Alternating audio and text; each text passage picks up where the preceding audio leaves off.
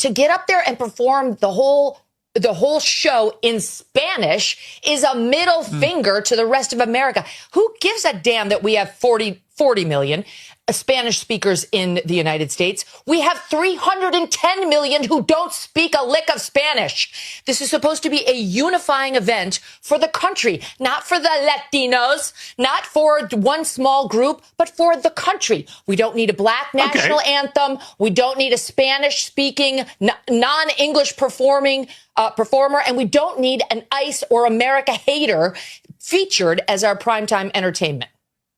Okay, what is the national language, officially the national language of the United States of America? I mean, English. And there's been a push for many years to make it an official, you don't have one. Documented thing. You don't have one. If you would have let me finish my comment, I would have pointed that out, that people have been pushing to make it official. Okay, right, so you're trying to make official. This attitude that you have right here is why you in Great Britain have lost your culture. You ceded your culture to a bunch of radical Muslims who came in and took over, and now it's gone. We're not allowing that here. Whether it's Hispanic, whether it's Muslim, it's not happening in the United States of America. That's why President Trump was elected. And whether it's Bad Bunny, who is American but refuses to speak English in his performances, or anybody else, we have to keep the Super Bowl, which is a quintessential American event. Football, that kind of football, is ours. They call it American football.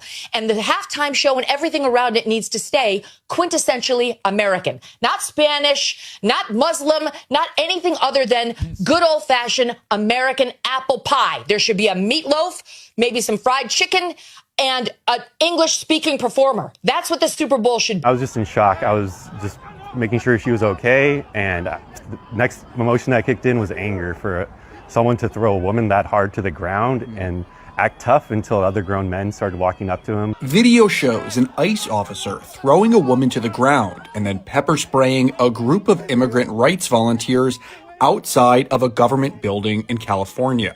Tomas Rebecki, one of the volunteers, tells CNN that he is part of VC Defensa, a local immigrant rights group that monitors enforcement activity. After being alerted that ICE officers were at the Ventura County Government Center, Rebecki went to monitor the officers.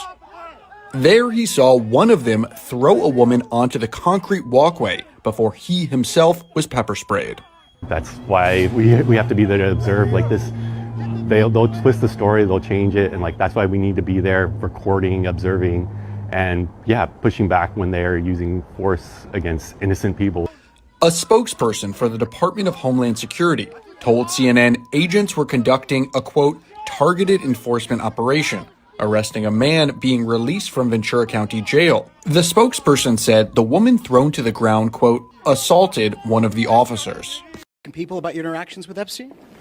Did you have any financial involvement with Jeffrey Epstein? Why did you keep contact with Jeffrey Epstein after he pled guilty to sex crimes? Come on, give us some space. Give us some space. What do you say to the Democrats calling on for you to resign? Give us some space. Mr. Epstein, people of your level in the British government have been forced to resign. Will you resign? Give us some space. Give us some space. Why did you keep contact with Jeffrey Epstein after he pled guilty? I look forward to testifying today. Did you mischaracterize your relationship with him? Some space. Why did you say you found him gross but still kept in contact with him? What do you say to those who are calling for you to resign now? Are you willing to speak to Congress about this? I'm going to speak to Congress right now. Do you expect to be asked about Epstein? Why did you mischaracterize your relationship with him? And in fact, Diane, he was asked about Jeffrey Epstein by the top Democrat on the panel, Chris Van Hollen. And this is what Lutnick just said moments ago in that hearing about his relationship with Jeffrey Epstein. He said, quote, I did not have a relationship with him. He said, quote, I barely had anything to do with Jeffrey Epstein. He did confirm something that we saw in emails from those DOJ records, that he and Epstein met either on or near Jeffrey Epstein's private island in 2012. Lutnick characterized that as a lunch on a boat, but it appears to be near the island because he was asked about a visit to the island, and he said that's where that lunch occurred. He was asked, did he see anything untoward? He said no. Lutnick said he was on a family vacation with his family, and he was with his family the entire time. Secretary Lutnick, as I said in my opening statement, you led people to believe that you had cut off all contact with Jeffrey Epstein after the 2005 encounter you and your wife had in his apartment.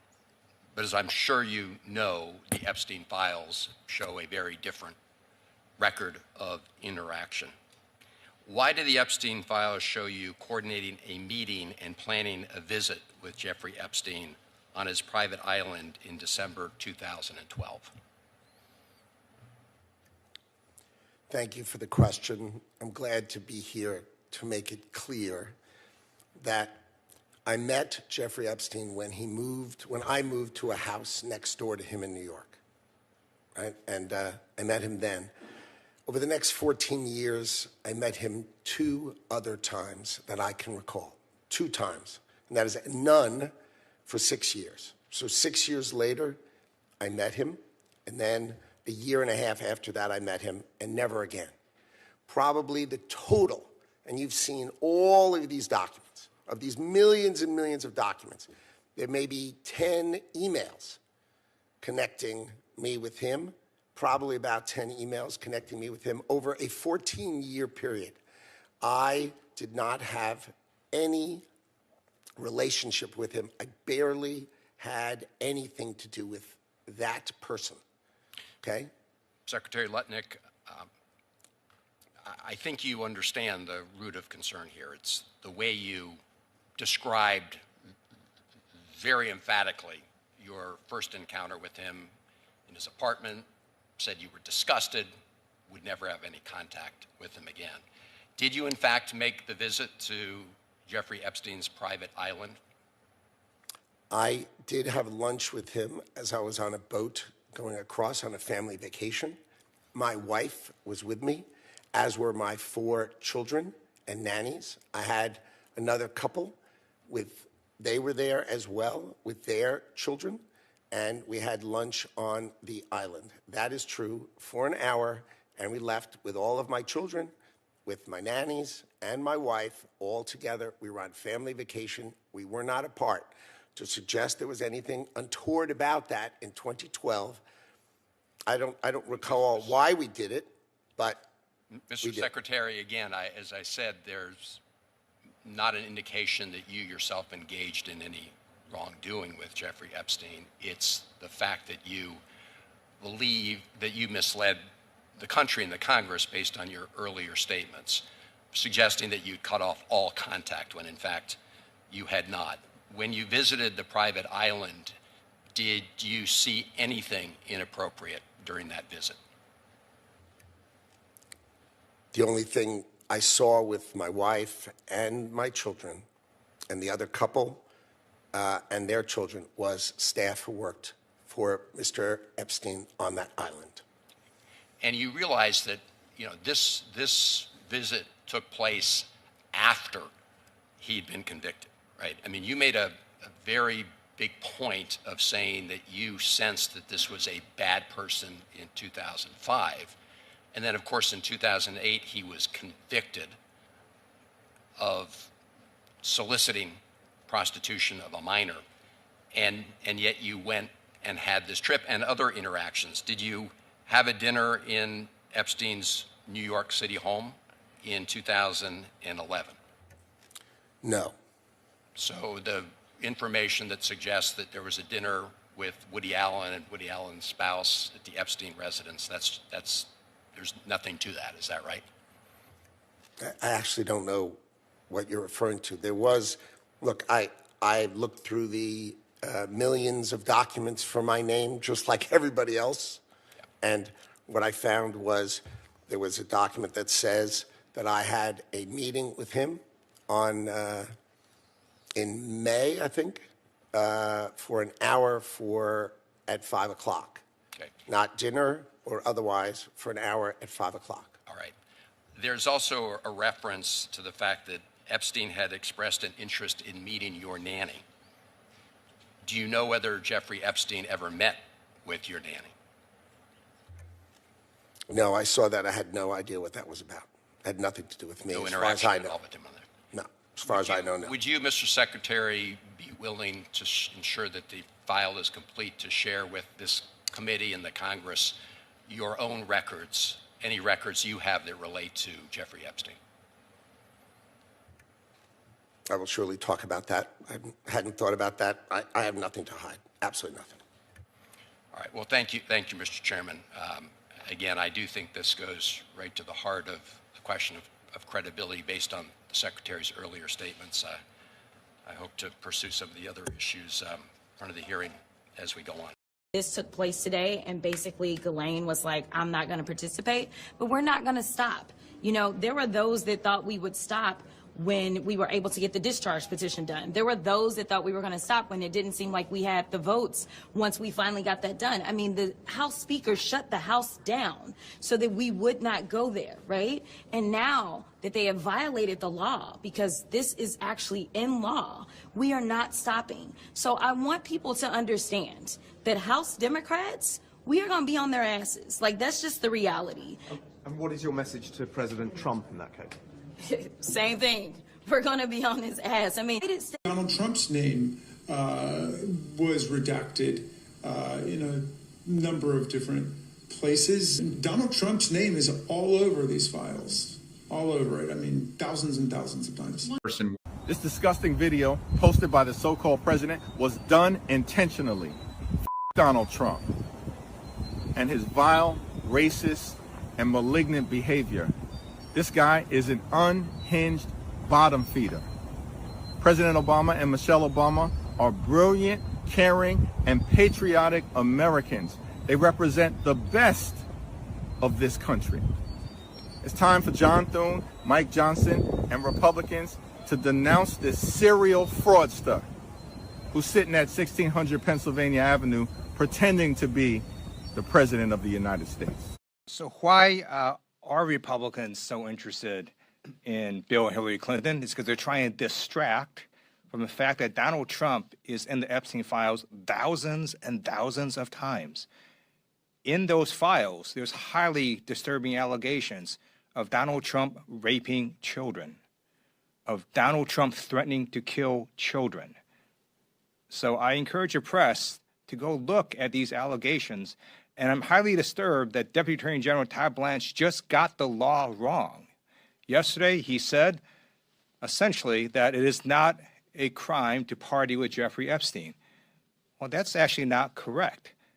If Jeffrey Epstein was human trafficking minors for these sex parties, and you show up and patronize the establishment at that party, yes, you're guilty, because patronizing is part of the law, of the federal sex trafficking laws. Congresswoman, are you among the members who got to see the unredacted files today? Yes, I saw some of them, not all of them, obviously. And I'll be going back tomorrow to see more. Any reaction on what you've seen so far?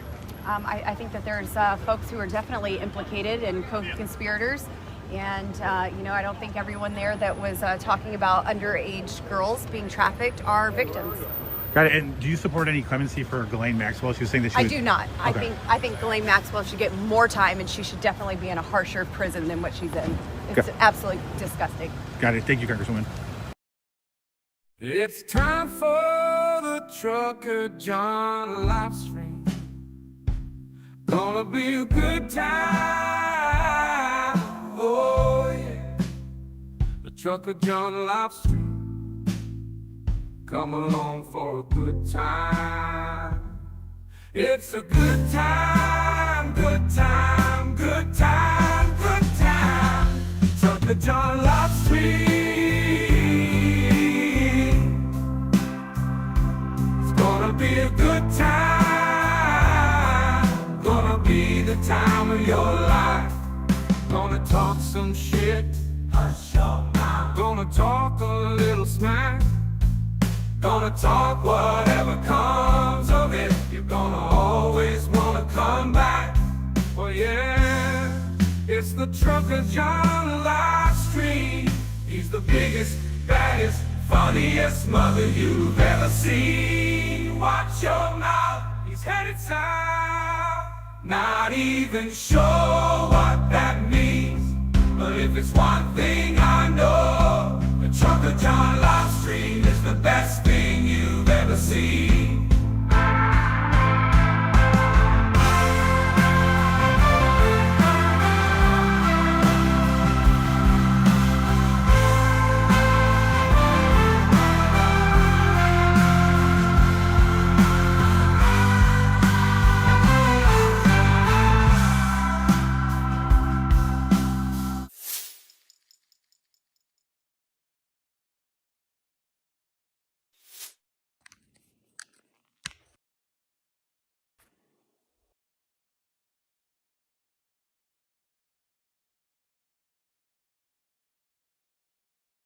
All right. Let's see if this thing's working today.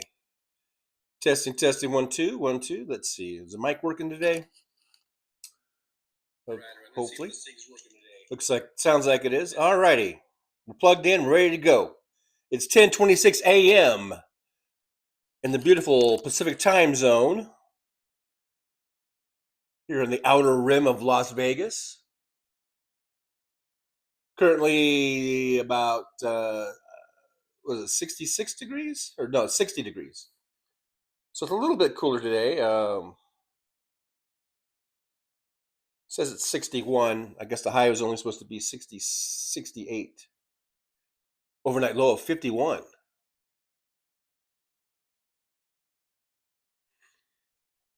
Alrighty. We got 16 hearty souls in here. Thanks for being here. I appreciate you.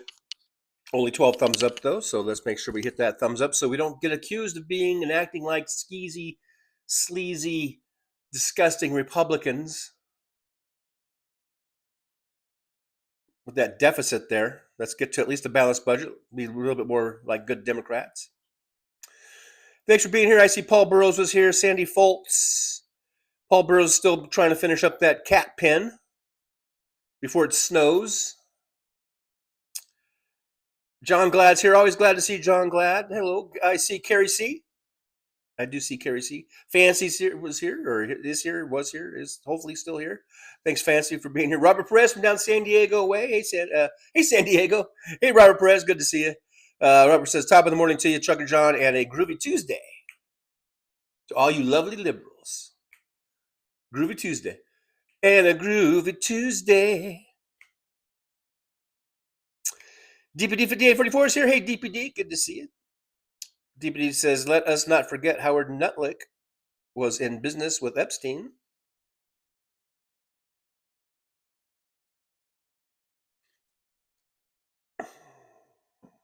Michael McAndrews. Hey, Mike. Good to see you. Michael says, I'm watching the beginning. That lady doesn't... you're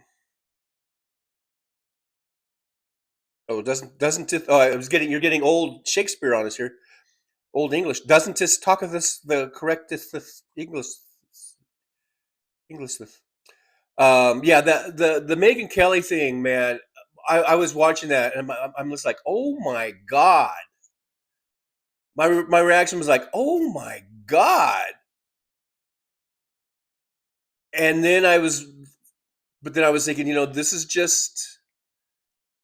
this is how they feel. This is how these Republicans, these righties, these maggots, they're so angry. God forbid someone speaks Spanish. But then she equates that with a loss of American values. Because Bad Bunny dared to do his show in all Spanish. Ooh. And there should be meatloaf? I was like, meatloaf? And then, of course, I thought about Meatloaf, the singer, the rock singer guy. I was like, well, he's dead, so we can't bring him out. But the whole thing about she was trying to think of these American things. Like, it's not meatloaf. Okay, it's hot dogs. Maybe she has a thing against hot dogs. But if you're trying to do this image of like the all-American things, it's hot dogs, apple pie. Okay, it's not meatloaf. For Christ's sakes. I didn't get any new memes, but I'm going to put this one up from yesterday, and it kind of still ties into what we're talking today about, at least with Megyn Kelly. Together we are America. Together we're supposed to be a melting pot, Megyn Kelly. Do you remember that? Now, Megyn Kelly is probably at least 10 years younger than me, maybe more, 15 years, I don't know. So I don't know when she went to school, maybe things changed. But when I went to school, we were actually taught that America was a melting pot. That was actually the verbiage used in our classrooms in elementary school, for crying out loud. In second grade, third grade, that was the verbiage. That was the nomenclature. That America is the great melting pot. Apparently, when Megyn Kelly went to school, that was no longer being taught, I guess. Or she's just been totally brainwashed through now decades of coming up through Fox News and now leaving there after suing them for sexual, whatever it was, misconduct or harassment, sexual harassment. A time when we could have maybe, certainly had some sympathy for her.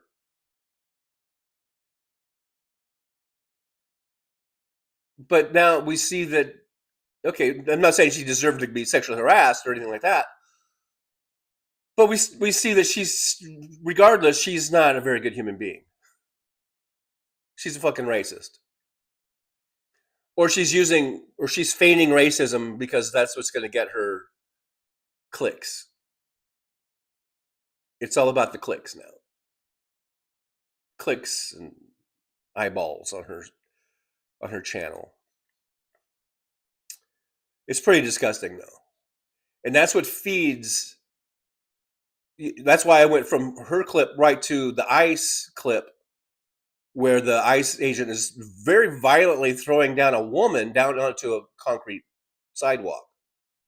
And that's just, kind of a tip of the iceberg of all the stuff we've been seeing for the last couple months now.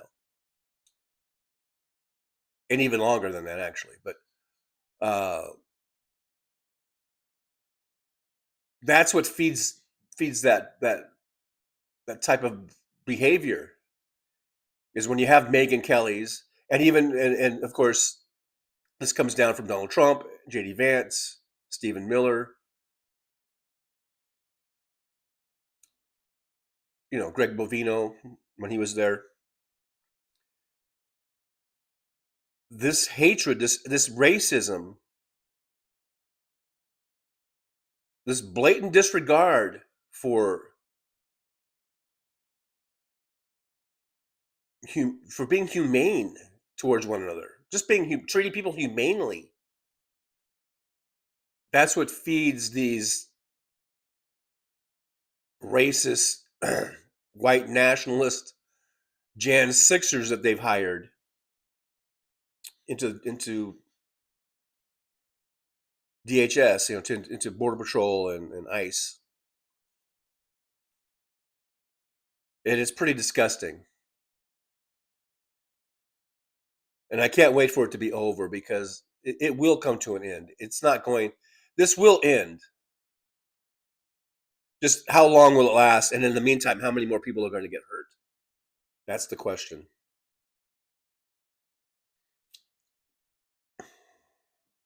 That is the question, my friends. David Weiss from Denver's here. David Weiss says hello from Denver, Colorado. Hello, David. Good to see you. Robert Perez, Denver, City by the Bay. Yes, Stephanie Miller always plays that clip, that soundbite. Mad Max, Slava Ukraini. Absolutely. 100%. Slava Ukraini. DPD says, yeah, who else's children did not leave the island with? I don't know, but that's he needs to resign. At the very, very least, he needs to be kicked out of government. Yeah, he says he has nothing to hide. He's not whoever, but what else are you not telling us, Howard?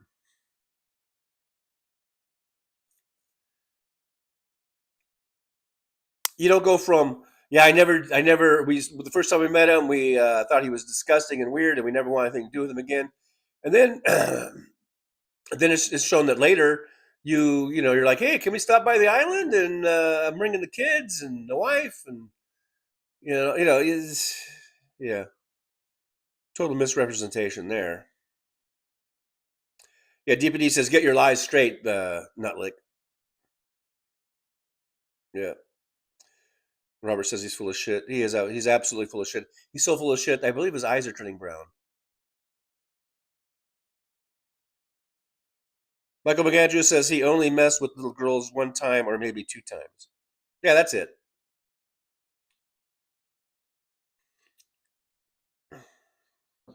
I guess he didn't go over the threshold. There's some sort of magic threshold. I don't know.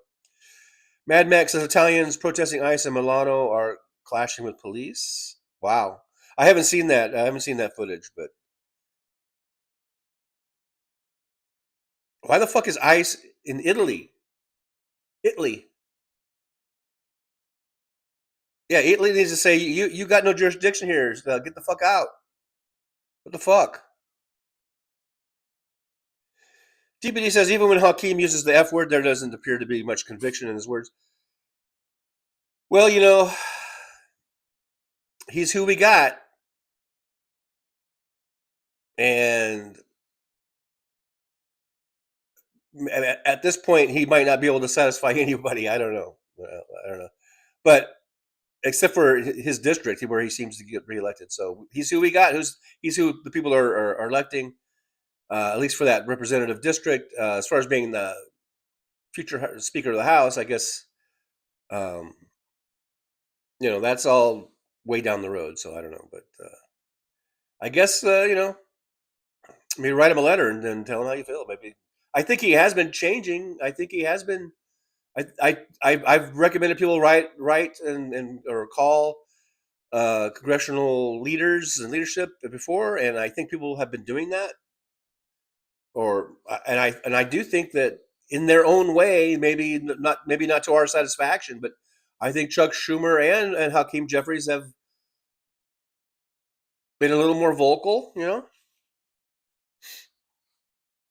I mean, you know, it's hard to change a person, or to want a person to be exactly how we want them to be. You know, they are who they are, and you know, but we can get on them. You know, we can get on them and tell them, hey, we want to see more of this or more of that or whatever. Mad Max says, good on Boobert for saying that. Yeah, that was pretty. You know, maybe broken clock syndrome or whatever, but to see Boobert, as Mad Max calls her, she seems to be on the right side of this issue. So good for that. Michael McAndrews, why isn't Trump in prison yet? That's is that rhetorical? He should have been in prison a long time ago, but we've got two-tier justice system. We've got weak prosecutors.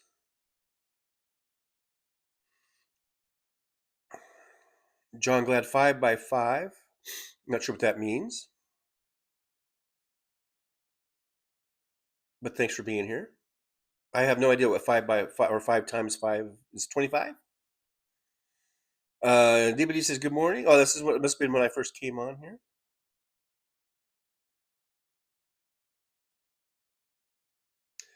John Glad says any day the power is on and no mushroom clouds to the east is a good day. Boy. BFL Tunes says I'm here too, John. Hello, BFL Tunes. Good to see you. Thanks for popping on in. Mad Max says that hey, Bad Bunny said United States instead of Estados Unidos. So that's American enough for that Kelly skank.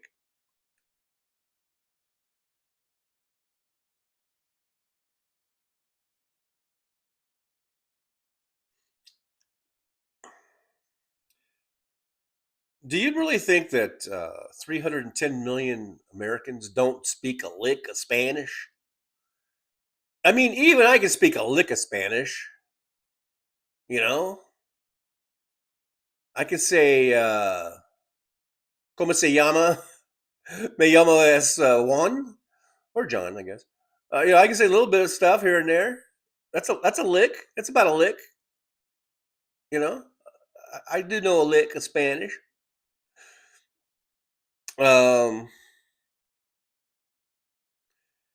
Thanks to our friend Elizabeth Martinez, who comes in every now and then. I'm learning how to say buenos dias, buenas noches, buenas tardes, hola, things of this nature. That's a lick. I think I can speak a lick, the Spanish. Anna Moore is here. Hey, Anna, good to see you. Anna says, hello, TJ and fellow loungers. Looking at the intro and watching Megan and her racist rants. Girls, speak for yourself. I am bilingual, and there was never a Muslim takeover propaganda. Well, I keep hearing that about England.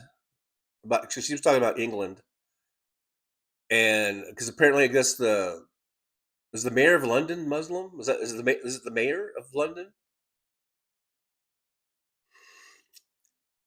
And so, God forbid, the mayor of London should be Muslim. Sunder Monkey is here. Hi, Sunder Monkey. You had me at sexual. I don't even know what that's in reference to, but yeah. Oh, I was talking about sexual assault, I guess. About Robert Press. She's not just a dumb blonde, Johnny. She's a fucking lawyer. She's a freaking lawyer. But apparently didn't learn about the American melting pot, or that America is a melting pot. Let's see. DBD says there's got to be some sort of way to remove that disgusting, disgruntled, evil Kelly off the airwaves. And if she wants people to speak explicit English, start with the first hoe, who is fluent in 7 or 8 or 9 languages. About as fluent as I am in Spanish, probably, you know. Which you can see, I pretty much exhausted my Spanish in just a couple minutes ago. Well, the only way to she's not really. I don't think she is over the air. I don't know. She was a guest on Pierce Brosnan, or not Pierce Brosnan, whatever that fucker's name is. It wasn't Pierce Brosnan, but. And I don't even know, is that over the air? Is that on cable? But I think her main thing she does now, I think is on like YouTube and stuff, right? I guess really the only way of getting her off the air is just to not watch her and not click on her shit. You know? Aaron West is here, and Jolie popping in back to back. Aaron West and Jolie are here. So you know what that means, ladies and gentlemen. It means that we are at full mod capacity. Full mod capacity. Thank you very much.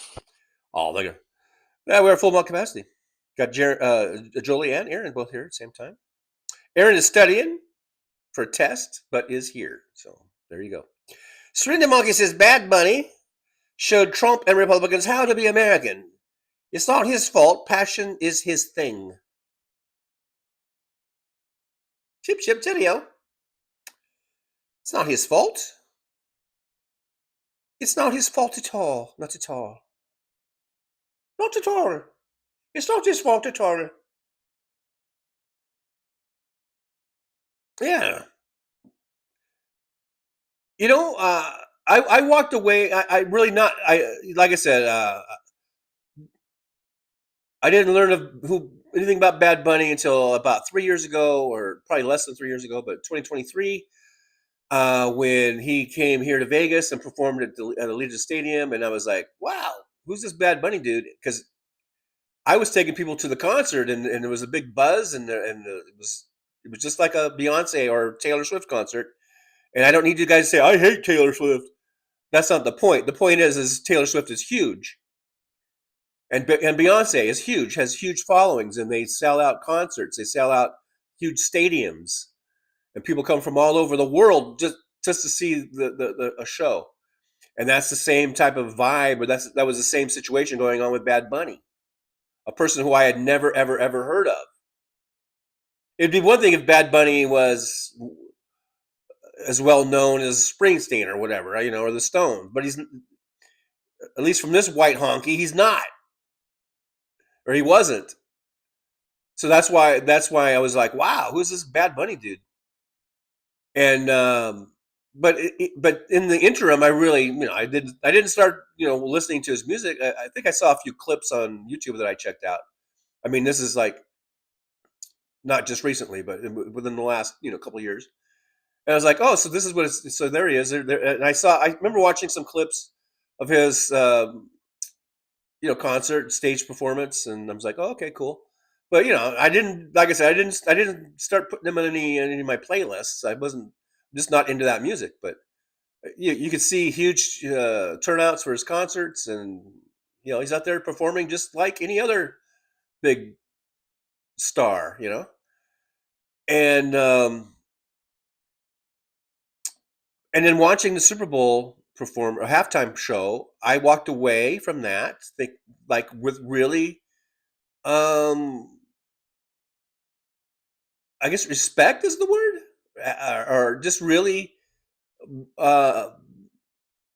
you kind of, I don't know if falling in love is too much, too strong of a statement, but you walk away just like really kind of admiring the guy, and really, you admire what he did and what in that show, in that 13-minute show. It was like, wow, that was amazing.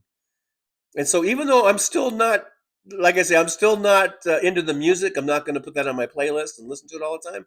But I walk away with a great respect for the man, and just really admire a great show that he and his producers and whoever, the directors and everyone put together to do that. And it was a remarkable show, and I can see that I can see now. I see why he is so popular and why he just won 4 Grammys, and because he's a great performer and a showman, and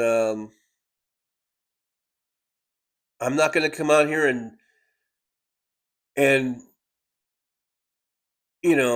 spit out vitriol like Megyn Kelly about, because he didn't speak any English, which is there's been a push to make English, a push by people like you to make English the official language of America.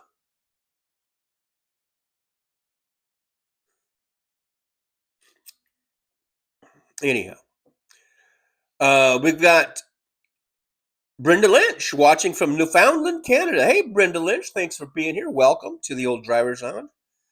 Good to see you. Thanks for coming on in. I hope you'll stick around. I hope you'll consider liking, subscribing, sharing, hitting the thumbs up button, all that good stuff. Again, folks, if you haven't hit this button here, the subscribe button, please do so.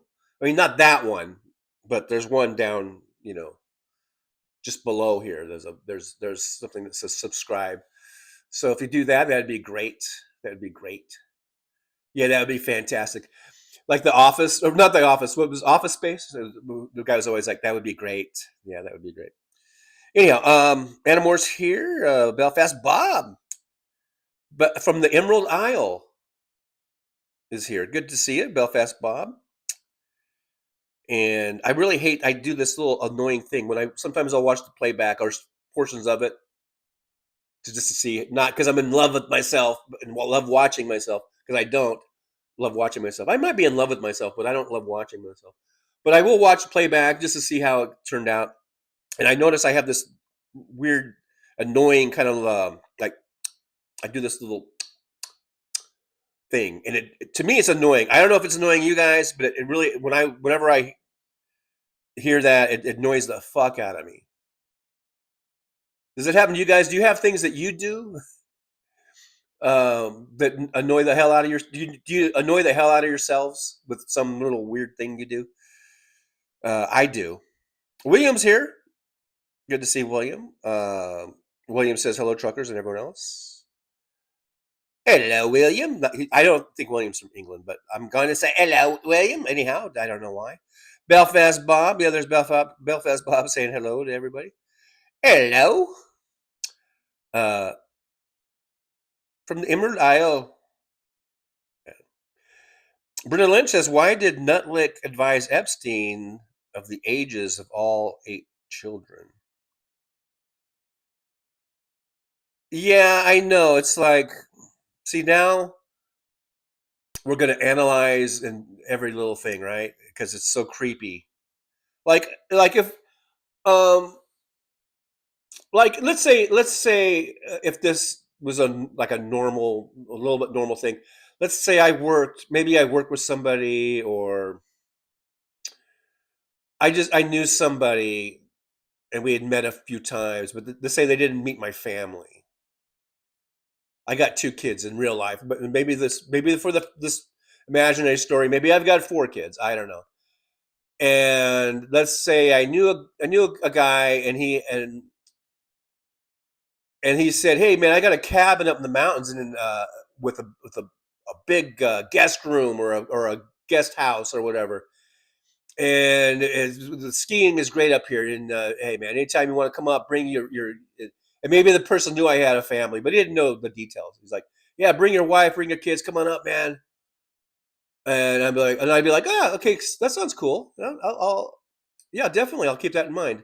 And then maybe then maybe that was in the spring or something, and then next fall, it starts to snow, and the mountains are the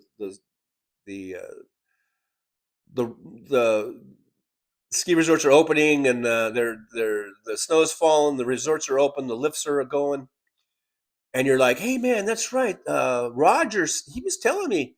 You're talking to your wife, you're like, "Hey honey, yeah, Roger was telling me he had this fucking house just up in the mountains, and he said we could hit him up, and go up there and go skiing or whatever, and should we do that?" And then my wife would be like, my imaginary wife would be like, "Yeah, sounds great. Let's do that." So then maybe I call Roger. Who's Roger? Am I Roger? No, Roger's the other guy. And I'm like, "Hey, Roger, yeah, remember you said you're talking about that guest house up in the mountains?" And I was like, is that still on? Is that still?" And he'd be like, "Yeah, come on up, man. It's great. The snow's great. I'm up here already. Oh man, yeah, this fresh powder, dude. Get up here." And he'd be like, "Okay, yeah, great. I'm gonna bring So it's my wife and my kids are coming up, and maybe your kids are like, you know, I don't know, 7 and 9, and maybe you got a 12-year-old, little tweener, almost 12. And to normal people, this is there's nothing creepy about that. But yeah, maybe you want to let them know, in other words, I don't know, maybe there's a difference. Like if all your kids were like 17 and 18, I don't know, maybe you just might mention like, "Yeah, I got my kids." I don't, you know what? Now that I think about it, you might not say the ages. I don't know. I don't know, but you might not. But when you take all the weird Epstein Island shit out of it, it might. I'm just trying to say it might not be too weird if we're just in a conversation, and I'm like, "Yeah, my kid, I got a 7-year-old and I got a 9-year-old, and yeah, I got a 12-year-old. We're all coming up, and they're all pretty good skiers. They've been skiing since they were like 3, or whatever." That might be the conversation. I'm just trying to. I guess I'm just trying to think of like how normal people might talk. I don't know. But now we've got the Epstein Island thing, and you got Nutlick telling Epstein like his kids and how old they are, but now we know Epstein is this pedophile, sex trafficking, fucking pedophile. So it just kind of taints everything, I guess. I don't know. I'm just sort of spitballing here. I'm just wondering, like, can we think of these things? I don't know. Like everything we think about now is going to be tainted, I guess. I don't know if my whole scenario there even made any sense. What I was just saying, that was all made up. I just made that up on the fly. I wish I had a friend named Roger with a house in the mountains, and that would invite me and my imaginary wife and children. I do have real children in real life, but okay, they would invite me and but now they're all adult, grown-up children. They would invite me and my married children and their spouses to this really nice, I'm imagining a really beautiful ski house, a big cabin up in these whatever these generic mountains. I'm not even putting a name on the mountain. I don't know, but I might mention, and I might if it was that scenario, I might mention that and be like, hey, hey, I'm bringing my kids. One's 27, one's 29, or whatever. I don't know. I don't know, man. It's just it is awful though. This whole thing, this Epstein thing. There's Sandy Foltz saying hello. Hello, Sandy. I saw you in there earlier. I think Sandy pops in and out, back and forth, and all that kind of stuff. So hello, Sandy. Good to see you. Sandy Foltz says Stefan Diggs has a court date. He might be going to prison if found guilty. You know what? I don't even remember the Stefan Diggs situation. Was some sort of assault or something? I don't even remember the case. Hey, Barbara Nicholas is here. Says Trucker John. Pictures released from door cam at Guthrie's home now on CNN. Oh, okay.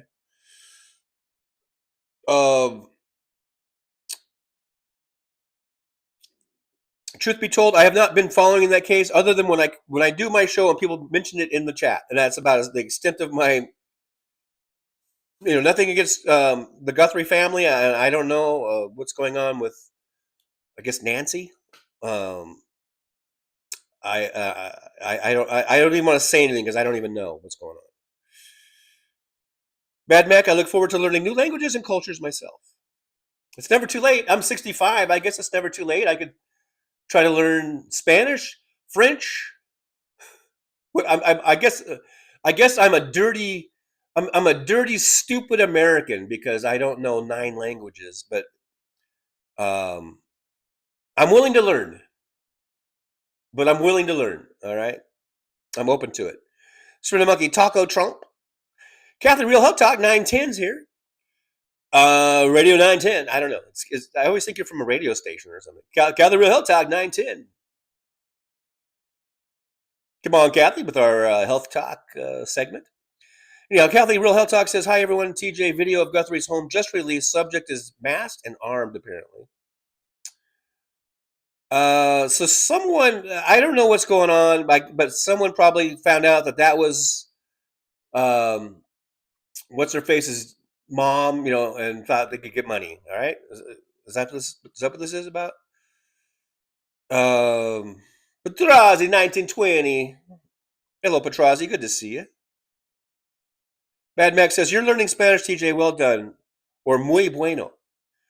Well, I mean, that's just from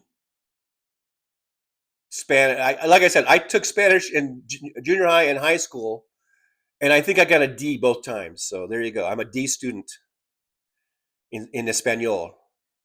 Espanolia. Serena Monkey, Trump needs to learn English first. Yes.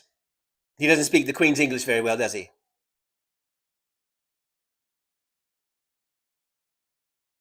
Catherine Real Dog says there's a rumor that they found Guthrie's pacemaker. Johnny Katz. Morgan. Yeah, Pierce Morgan. I wish Pierce. I would rather watch the Pierce Brosnan show than the Pierce Morgan show. Anyhow, Pierce Morgan. Boy, I'm really behind because the whole Pierce Morgan thing. That was like half an hour ago. Am I half an hour behind? Sweetie Monkey says, yes, the Lord Mayor of London is Muslim. I'm Church of England, so I think all your religions are fucking stupid, to be honest. All righty then. Serena Monkey laying it down. Laying it down. Full mod capacity. Yeah. See, boy, I'm really behind.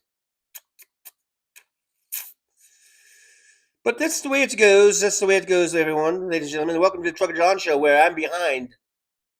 I'm behind you all the way. I'm behind you all the way, folks. You get out there, go get them. I'll be behind. I'll be right behind you, all the way.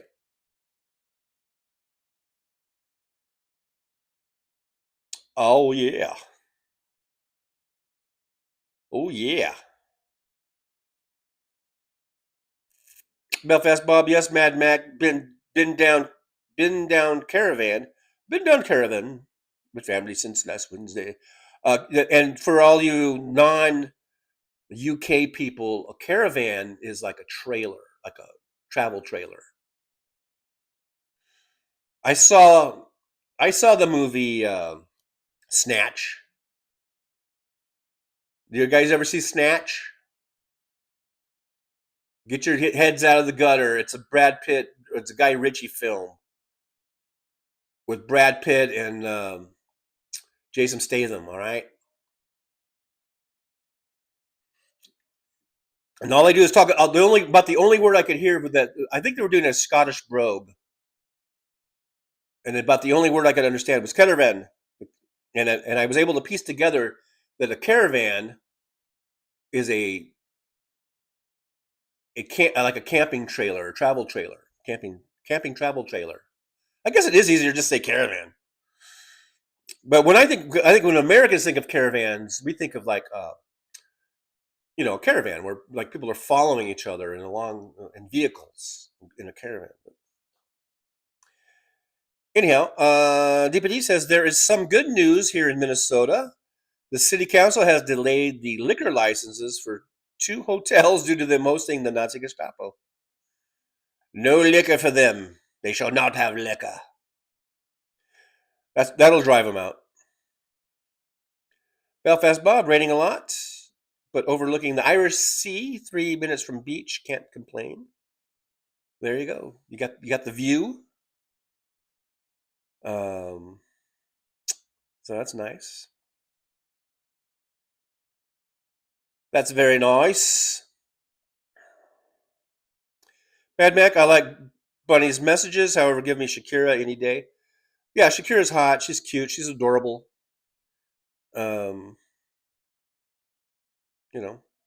Maybe she'll be on next year. I don't know. So I'm wondering now if next year they're going to have to like go, okay, we gave you the Spanish speaking performer. So next year we're doing ZZ Top or something. I don't know. Who the fuck knows? Robert Perez says, "Oh, I think Trucker John would go to his concert and throw his panties at Bad Bunny concert." I would go to the concert to try to get into some of the other people's around me's panties. No, that didn't sound right. That didn't sound right. That sounded, yeah, that didn't sound right. Swinner Monkey says, Donald Trump Jr. Has made a noise nuisance. What? With Laura Trump, most people say it's so she doesn't have to stay in the same room as Eric. Wait a minute. That didn't make sense, but it's funny. It's funny, but I'm confused. Barbara Nicholas says the last halftime show I remember anything about was Janet Jackson's nip slip. God, what does that have been, like 20 years? Or longer, huh? Was that the 90s? Wait. Yeah, I think that was the freaking 90s. I think. Wow, how long has that been?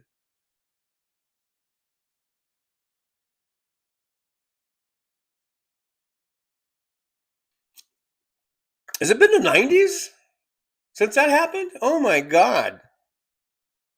Like 30 years? Since the nip slip? I mean, I know it's been a while, but I was thinking like 20 years, which would be still like in the 2000s. But now that I'm thinking about it, I think it was the freaking 90s. Wow. Brenda Lynch, yep, I subscribed. Thank you, Brenda Lynch. I appreciate you. Ding, ding, ding, ding, ding. We got a new subscriber. Yippee. Thank you so much. I appreciate you. Catherine Real Health Talk. I don't listen to Bad Bunny, but I'm glad he did the show. Great message. Serena Monkey. I annoy people on YouTube. I'm not proud. DBD says Kelly is 56 and UTJ look way younger than come on now. I mean, I appreciate the nice thought there, but I do not look younger than Megyn Kelly. Hate not only erodes your insides, but also destroys your outsides too. Rob Perez says, I used to hang around with a Philippine dude, who used to suck his teeth, and that sound to this day disgusts me. I hope I'm not disgusting you, because I know I'm every now and then I do this like weird, like I don't know, it's just a weird thing, and it just bugs me. Like that, I just did it again. I think I just did it again. Vicky Gordon says, howdy, John, and all from Montana. I made it back. Hey, Vicky Gordon, good to see you. I'm glad you made it back from Montana, or you're in Montana. I guess you were out of Montana, now you're back to Montana. But thanks for coming back here to the old Drivers Lounge and hanging out with us.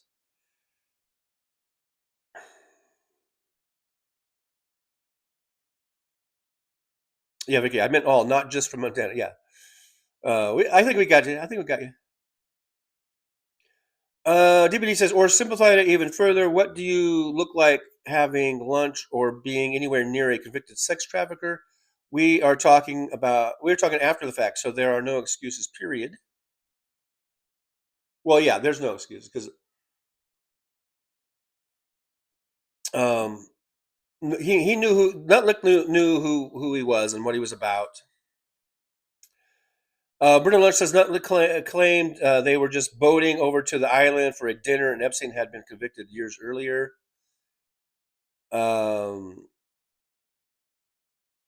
Yeah, so you would think at that point if you really truly wanted nothing to do with the guy, then you wouldn't be boating over to his island and having lunch with him.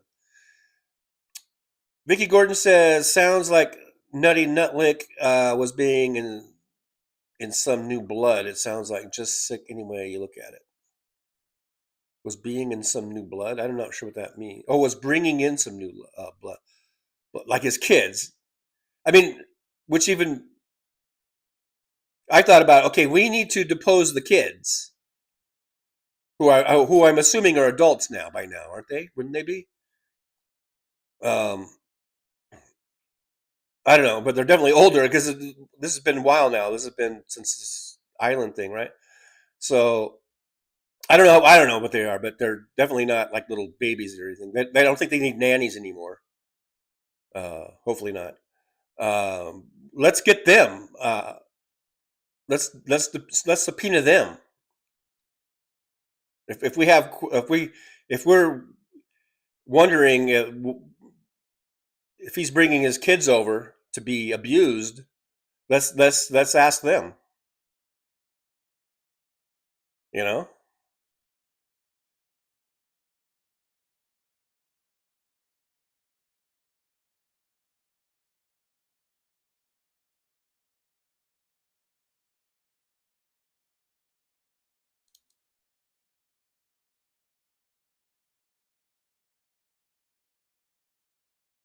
Well, James Jaramillo's here. Hey, James, good to see you.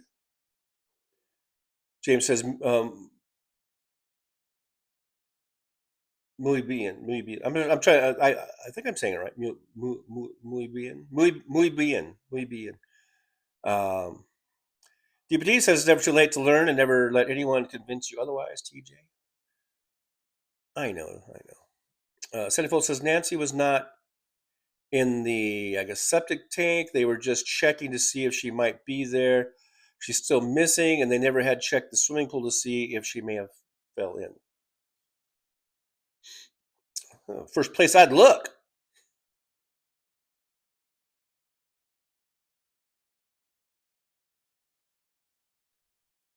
Mad Mac. Well done, TJ, about caravans.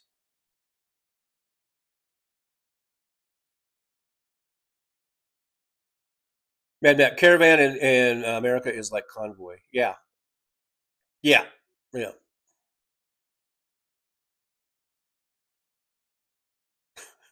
Surrender monkey. Rape is now called doing a Donald. It's the King's English. I don't know. I shouldn't even laugh at that. This is not a laughing matter, surrender monkey. This is not a laughing matter. This is, and I'm being serious. This is horrible. This is horrible shit.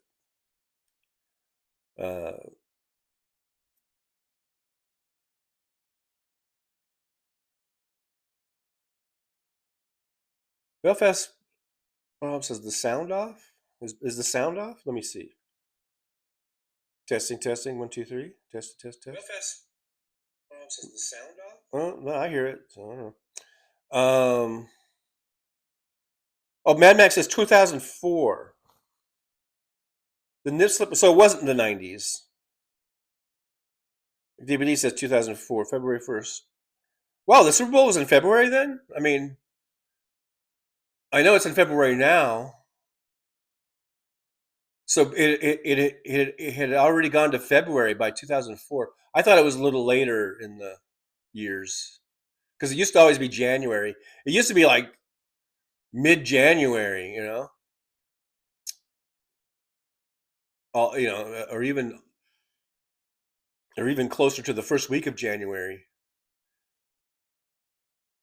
And I know because of the expansion of the playoffs, expansion of the season, it's made it start later and later. So I know it's been in February for the last while, for I guess at least 10 years, but apparently longer than that. See how time is just I'm not doing too well with time. Anyhow, nip slip well, why the exclamation points? Like I should know that. I should know that it was February 1st, 2004. Why Barbara Nicholas giving me exclamation points? I mean, still, that's 22 years ago.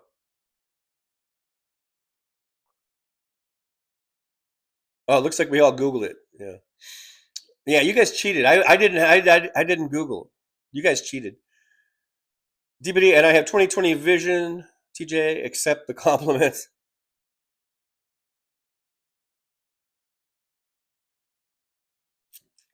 Well, I did say thank you, but I don't think I look younger than Megyn Kelly.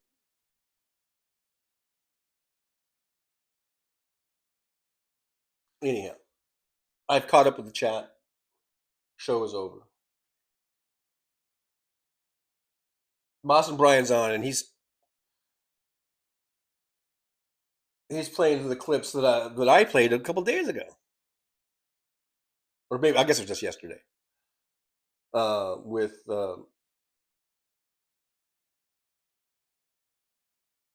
when Maxwell had testified and stuff.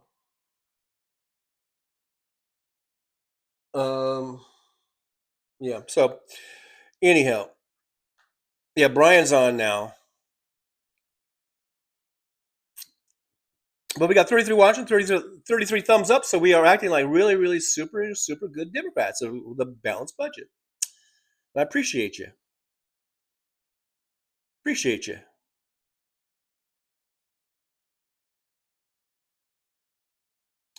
Josh Sees is here. Always good to see Josh Sees in the old driver's lounge, and I'm sure Sandy will be happy also. Especially happy to see Josh Sees in the driver's lounge.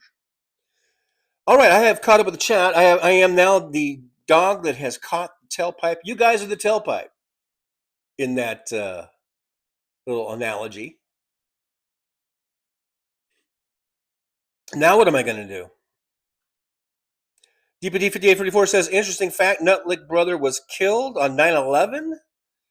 His brother was trader and managing director for Cantor Fitzgerald. 658 employees of the firm were killed that day. With that loss, nothing was learned.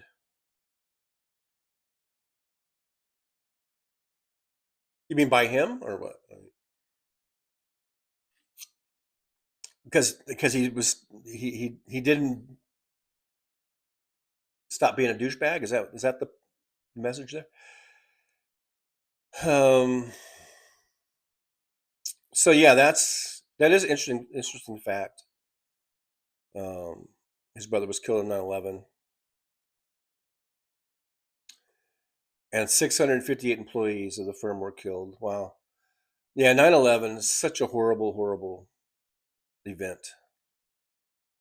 And you would think that maybe that would the survivors would be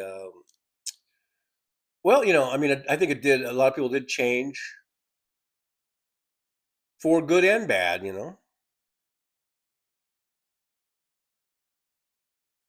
in good ways and bad ways.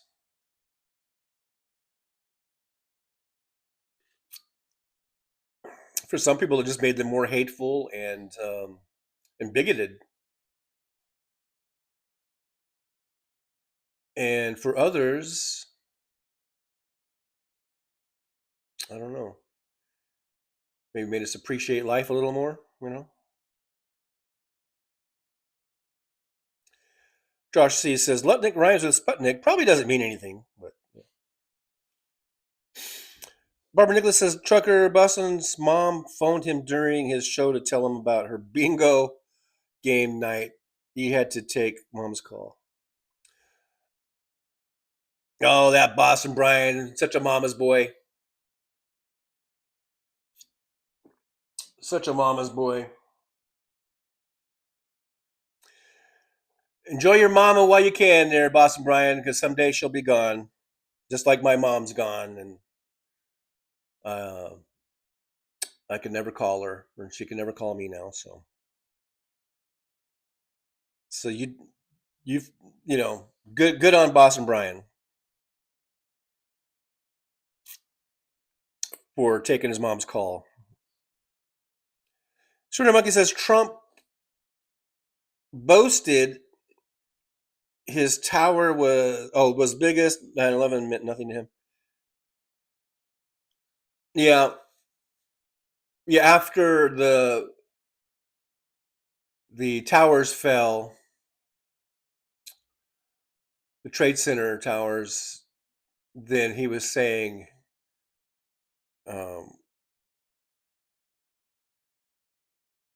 that his building was taller. It was.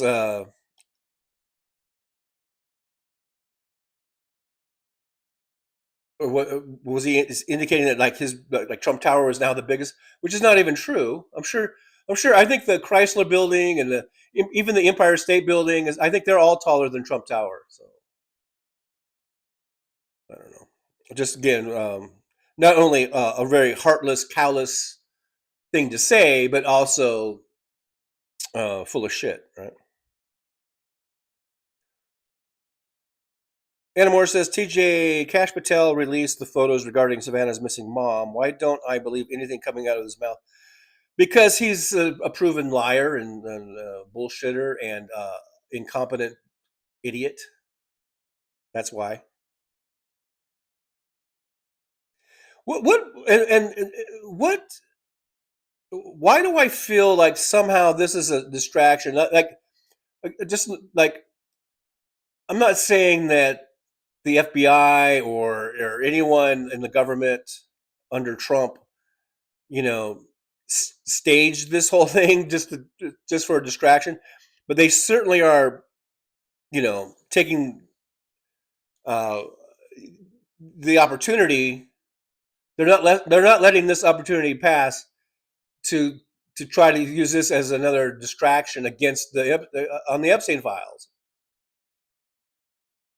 Because otherwise, this will just be a local, Tucson or whatever the fuck, story. I think, and the fact that Guthrie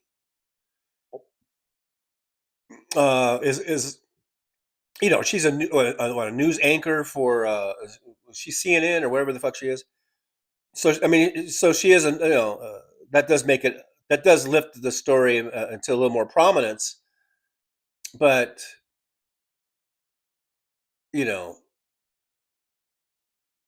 Trump has commented on the story. Patel's is doing stuff, doing press conferences or whatever on this story. This also just smacks of at least them using this as another distraction from the Epstein files. I hope Nancy's fine. I hope they find her. I mean, I hope she's okay. I don't know, what the deal is, but nevertheless, I feel like this is being made into a much bigger story than it normally would be if it hadn't been for the fact that Donald Trump needs as many distractions as possible to get the news off of him and onto these other things.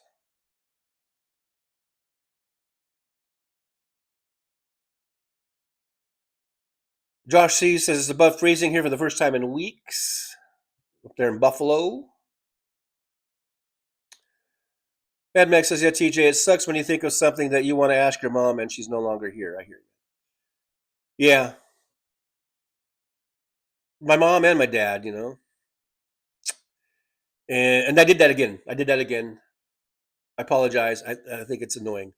But yeah, yeah, it's sad, but it's inevitable. I mean, that's life. We all pass away. We don't live forever. My dad said that to me, many times. I've heard, not many times, but I mean, when there would be a death in the family or a death of a friend, friend in the family, and I think I remember my dad telling me, like, well, that's life, man. Barbara Nicholas says, "Did you see where Taco won't open new bridge between U.S. and Canada?" I heard about that last night. I think Riverboat Jack, good old Riverboat Jack, was talking about that. That's my only. That's the only place I've heard about it, and I was kind of doing some stuff on my phone. I don't know. I was looking at stuff on my phone while she was doing the story, so I didn't really get the whole story. But it was something that seemed very petty by Trump. Sweater Monkey says, "Yep, he said that because he's a vacuous liar, asshole, dickhead, shit licker, cunt. Take your pick." All of the above, I think, Surrender Monkey. All of the above when talking about Trump. Trumpity Trump, Trump. Josh C says everything they do is a distraction from something else they're doing. It's all a shell game. I did it again. Yeah, it's distraction from Epstein files, and also, I think, distraction from all the grifting that they're doing.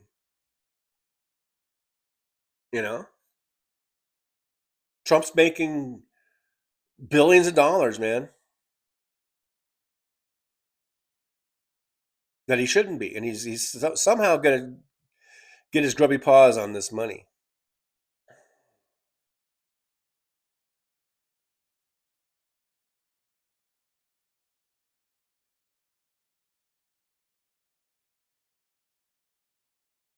DPD says there are 2 cases of tuberculosis, 10 cases of a new strain of COVID, and a surge of measles in a Texas concentration camp. Remember, they didn't start with the gas chambers, it started with outbreaks. And how many times have we heard over and over and over again that the Trump administration, basically, because I was going to say they, so the they in this case would be the Trump administration, are operating right out of the playbook of Nazi Germany.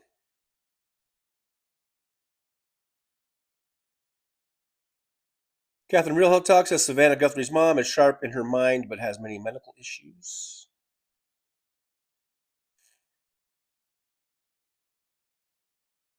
Oh, Josh says I'm 150 miles east of Buffalo. Did I say Buffalo?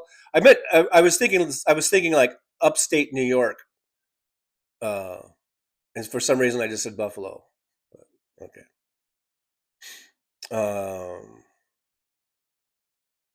Anna Moore says the armed individual in the images looks like it could be a woman. Probably MTG, I'm guessing. I'm just going to throw it out there. Where has Marge been lately? Since she's been crossed off the list of being a suspect in the DC bombs and whatever. Maybe, but maybe she's doing this. I don't know. That was parody for you YouTube censors or whatever. That was parody. All right, that was sarcasm and parody and comedy. That was comedy. That's the comedy, folks. That's the comedy.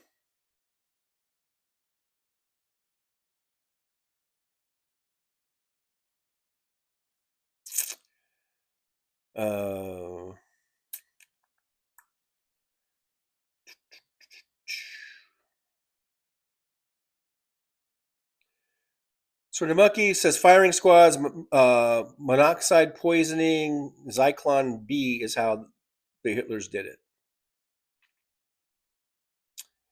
Mad Max says Magic Man for sure. Belfast Bob. Oh, I must be mid-thread. He was one of the when I started following Man You Back in the 60s. Drink can be so cruel to some. DPD says the Trump family makes the Borges look like the Waltons. I used to go to school with a guy named Eddie Borges. No relation to the Borgeses, as far as I know. Eddie Borges.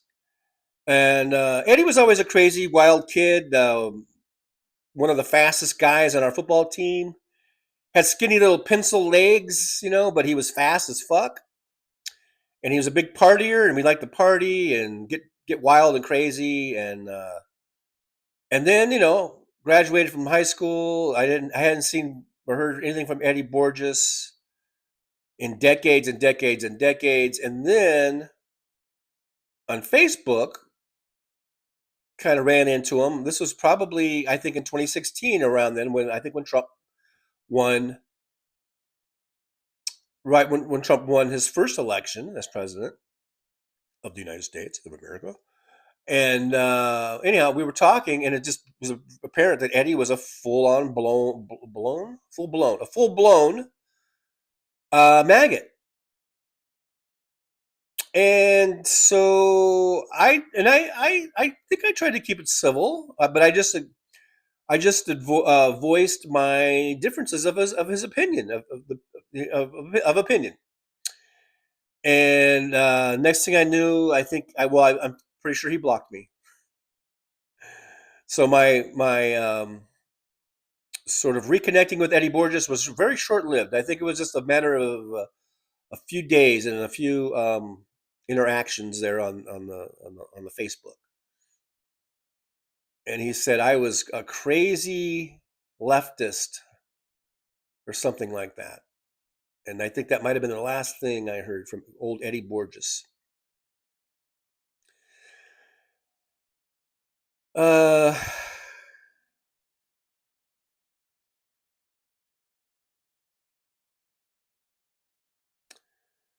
Josh C says, Sandy, I had it on. I think they're talking about the game, the Super Bowl. I had it on, but I didn't pay much attention. Best thing I saw was when the two guys ran into each other to catch the ball, and they basically clotheslined each other. Josh sees I'm near Syracuse.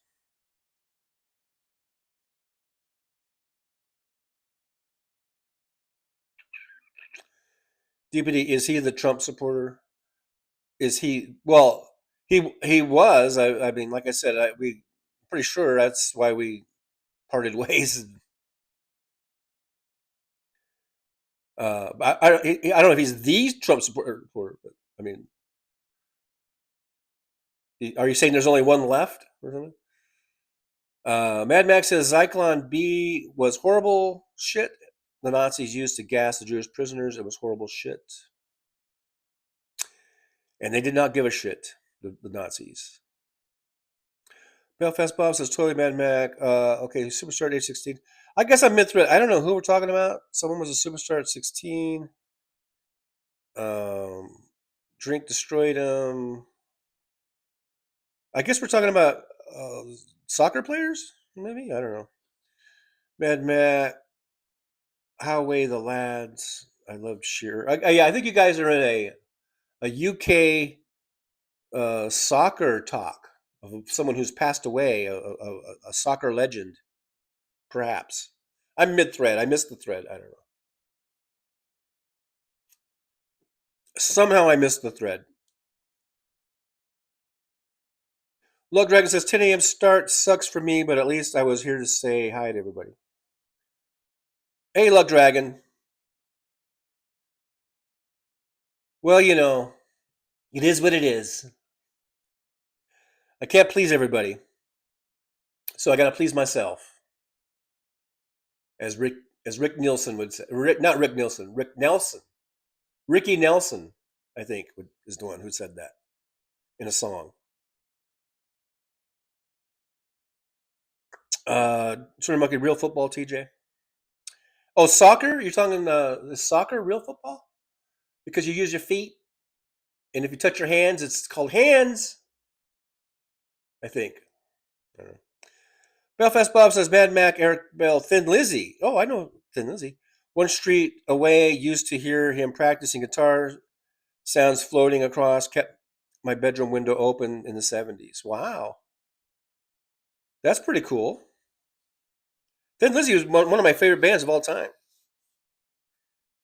The only name I could tell you is Phil Lynott. All the other names I just didn't commit to memory, but still one of my favorite bands of all time, especially in the 70s, late 70s when I was in high school. Thin Lizzy, Boys Are Back in Town, and Jailbreak, of course. I ended up buying, I think at the time, like all their albums and stuff. Back then it was albums, vinyl. DBD says, no, I remember a while ago you were saying that you were talking to an old high school buddy who was a Trumper. Oh, that's not the one. That's someone that I just recently found or refound or reconnected with.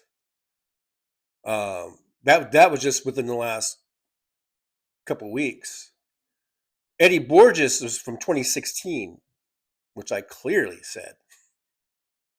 I said it was from 2016. Anyhow, but we all know each other. My friend Mike is the one I've just kind of refound, and we're still we still haven't had our big long catching up conversation yet. We're going to do that shortly. But yeah, Mike knew Ed. Ed knew Mike. We all knew each other. Anamore says, TJ, why would anyone block another person in the chat unless the other person was using obscene language? No need to block someone for your opinion. I had a lot of people block me when Trump won, but I was using obscene language. I was using the very exact verbatim obscene language that Donald Trump was using. And I know I had at least two or maybe three female maggots that were old school chums that blocked me because I said I was using the grab him by the pussy quote and I was throwing that in their face, and they blocked me. Apparently, and I even had some of them say, one of those people that blocked me before she blocked me said something like, "It's cool when Trump says it," or "It's okay." I think she said. I don't think she just said it's okay when Trump. I think she actually said like it's cool when Trump says it, which I find disgusting. I mean, this is in 2016, and so we know a lot more now. But in 2016, it was these Republican women were willing to accept a man who openly stated that he just goes up to women and he grabs them by the pussy. He said that to Billy Bush. Now, granted, it was in a bus. It wasn't like he was saying it out on a podium or something, but nevertheless, that was a glimpse at the real Donald Trump. That was the real deal right there. That was the Donald Trump who thinks because he is a celebrity that he can just go up to women and grab them by the pussy, and you can even kiss them. You can just start kissing them. I think is another thing he said. And because I threw that in their faces, they would say, well, one of them said, when Donald Trump says it, it's cool, or it's cool when Donald Trump says it. And these are the same type of women. I'm not saying these women on Facebook that I knew that my old classmates did this, but I saw videos of women wearing t-shirts that said, he can grab my pussy, or he can grab me by the pussy. They were wearing big t-shirts with big ass block letters, you know. It wasn't like little tiny script. It was big, giant font that said, Trump can grab me by the pussy. Hell yeah. Hell yeah, man. So that's why we're here. That's why we are where we are today. If you want to know why we are where we are today, that's why. Because of people's acceptance. Republicans and maggots and anyone that voted for Trump, their acceptance of this man's behavior, because I guess they thought they were going to get something out of it because of what they thought they would get, which is, I guess,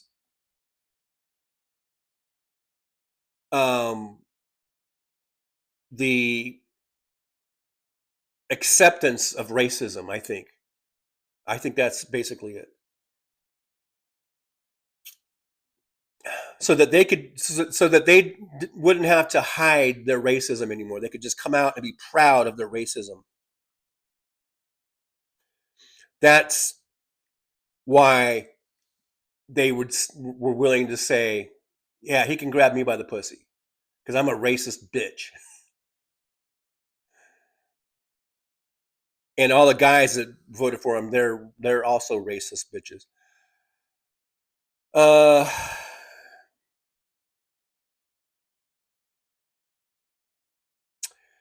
Serenity Monkey, I tried blocking Trucker John from the chat, but it didn't work. I guess I'm the one person you can't block from this chat. And in other chats you can, but in this chat, I guess that's a no-go.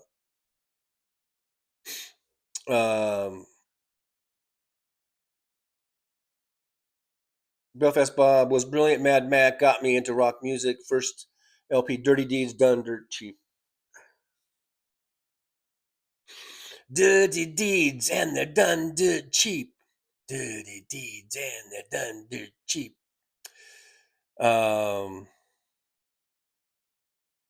Look, Dragon says, I think I've been blocked numerous times for not using the right punctuation.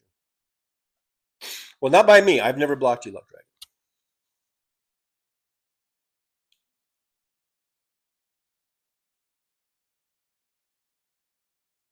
Josh sees I was in a locker room on Saturday, and guess what nobody was talking about? Grabbing. Yeah, they tried to just excuse it as being locker room talk. And believe me, I was in lots of locker rooms over the years, you know. I've been in plenty of locker rooms, and a lot of those were as a football player, football practice. I played many, many, many seasons of football. And I think people, maybe it gets a little rowdy. It gets a little, the talk gets a little blue, I guess. Is that what you call it? When you're in the locker room, you know, no one is really afraid to drop F-bombs. I think that's what locker room talk is. Like you can drop F-bombs, you can drop MF bombs, you can drop all the bombs you want like that. And you could talk about sex. Yeah, you might say, yeah, man, I went to this party the other night, man, and I banged this chick or whatever. You could say, you might say that kind of shit. But you're not going to just say like, yeah, man, you know what I do? When I see a hot chick at a party, I just go up and grab her by the pussy. I mean, if you did say that, that would be like, people would be like, dude, you know, what the fuck? You can't do that, dude. You know, even in the locker room, even with rowdy fucking football players, maybe talking about their conquests at the last party they went to. If someone was starting to talk about something that was rapey, I don't think that wouldn't fly. That wouldn't go over too well. I mean, we all want to get laid. We all want to score, not only on the football field, but we want to go to the parties afterwards, and we want to, everyone's looking to score. You know what I mean? But no one's on board with raping anyone or sexually assaulting anyone. I guess I'm supposed to say graping. I'm gonna get tagged for this. I'm gonna get demonetized for that. I always forget. I'm supposed to say graping and grape. It just sounds so stupid and you know, I don't know, stupid. But anyhow, I guess that's what we got to do.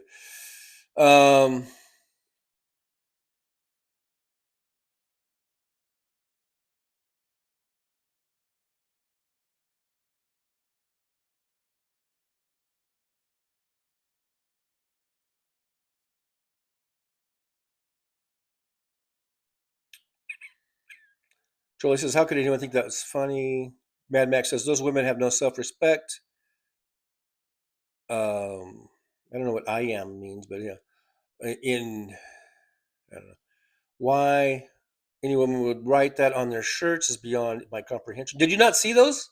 Did you guys not see those videos and pictures? They were all over the place in 2016, 2015 and 2016. Like after that, the audio came out, there were women all over the place wearing those shirts. He can grab me by the pussy.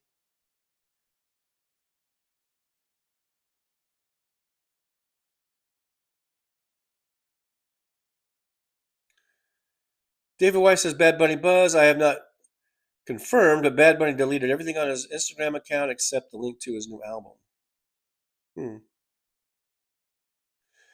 Look, Dragon says, when I was young, my father gave me an 8-track of Led Zeppelin, and I have never looked back since. Physical Graffiti.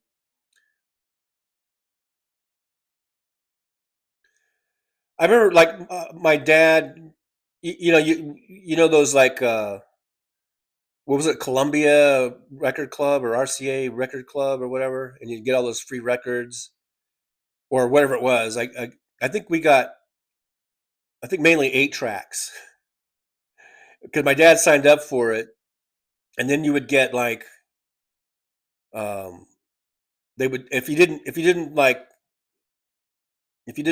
check the box to not receive it or something, you would get, I guess once a month they would send you like the record of the month or something, and it could be all different kinds of just whatever, I don't know, whatever their record of the month was. And one time we got, I think it was Led Zeppelin 2, and man, I love that 8-track. And so we had it in the car, and I think the only 8-track player we had was in the car. I don't think we had one in the house. So I think the only time I could really listen to it, and I'm trying to think if I ever got an 8-track player. I probably at some point got an 8-track. I think I did have a little portable 8-track player. Now that you mention it, or I mentioned it, someone mentioned it. But I just remember at first, we mainly played these things in the car because I think that's where our 8-track player was in the car until I got that portable one. But yeah, I think was it Led Zeppelin 2 or Led Zeppelin 3 that had like the Immigrant Song and which for some reason that was my favorite song on the 8-track. I remember playing that all the time, and my dad didn't seem to mind because he's like, well, it's the record of the month. And my dad was not into Zeppelin. My dad was into, well, Elvis, basically, and then just sort of like Sinatra and stuff like that, But I'm like, let's listen to that Zeppelin, and he's like, he put it in, and we'd listen to it. So. Let's see.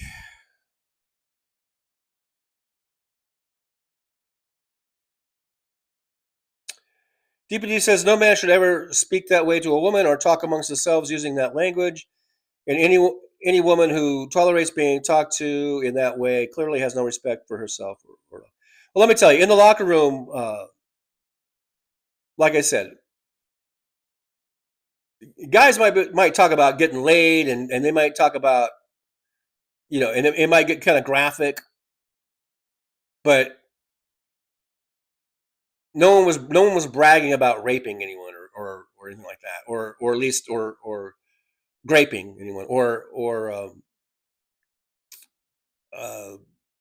grabbing them or grabbing women, and stuff like that. No one was talking about that in all my times in the locker room.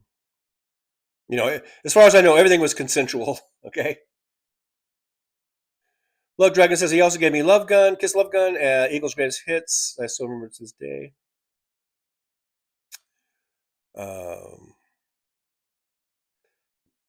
Belfast Bob, Mad Mac, Def Leppard playing in Park in Belfast, 1 mile away from me this summer, so I'll be going to that. They're playing right now in Vegas, Def Leppard.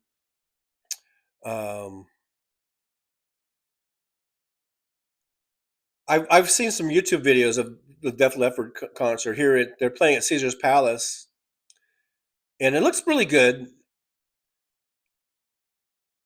It looks like if you're a Def Leppard fan, Belfast Bob, I think you're going to enjoy the concert because they sound really good. They're still playing really good. They're not so old that they're like decrepit, and they still sound really good. So I think you'll enjoy the concert.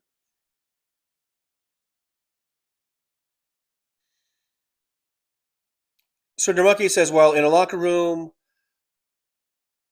you hear, why is he touching himself like that? And I don't know, but he was doing it in the car park too. You might be a Trump. James Armio, sexually violated. Sounds better, maybe. Yeah, maybe. I could get away with that, probably. Look, Dragon, I think it only works if you're on TikTok. Does Twitch do that as well? I don't know.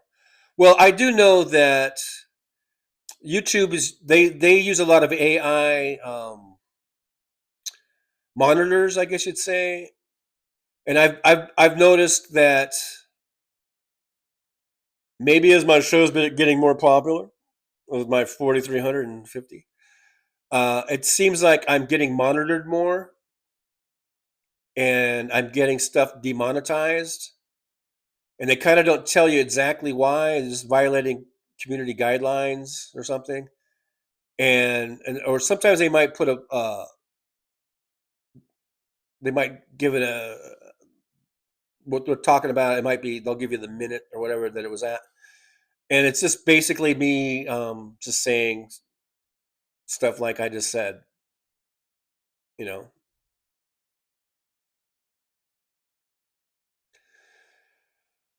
Barbara Nicholas says Trucker John sounds more like barroom bravado than locker talk. Guys more into their sport than. All I'm saying is that it's not a church. The locker room is not church. And yeah, guys are going to get are going to talk about a bunch of shit. They're not they're not concerned if they drop F-bombs. And then some guys, it might be bravado. They might talk about some conquests. They might talk about the party they went to and how they scored, and and that's the I'm using that language because that's how I remember it. Like scoring was getting laid. Guys want to get laid. I hate to break this to you folks, but guys want to get laid. Okay, especially when you're even a high school football player. Look, I hate to break this to you guys. High schoolers have sex. I hate to break this to you guys, but even junior high schoolers have sex. Okay. I remember in junior high, one of the girls got pregnant. Okay. So there was some sex going on. People talk about sex. People talk about wanting to get laid, wanting to score. That's the nomenclature. That's the verbiage. That I remember, back in my locker room days, or just any group setting, probably with high schoolers and then college and college age and stuff like that. So, yeah, that kind of stuff is talked about, but no one was talking about just, yeah, I just go up and I just grab him by the pussy. You know, if someone said that, you would have been sort of an outcast. Like you could say, yeah, man, I met this girl, man, we hit it off, and we snuck into this room and we fucking went at it all night long. Guys would be like, oh, cool, you know. But if the guy said, yeah, man, I saw this hot chick and I just went up to her and I just grabbed her right by the pussy, and then I started kissing her. She didn't like it, but you know, or whatever. Then people would be like, that's the dude you're gonna like step back from and be like, dude, what the fuck, you know? So anyhow, I'm just trying to say there is a line, I guess. The locker rooms aren't church. There's going to be lots of cussing and swearing, and there's going to be some storytelling, whether it's true or not true. You can decide for yourself as far as these conquests and bravado and all that kind of stuff. And that's kind of acceptable. But there is a line. I believe, at least in my experience, there would be a line. It's one thing to like, yeah, I say, yeah, I met a girl, we hit it off, blah, blah, blah.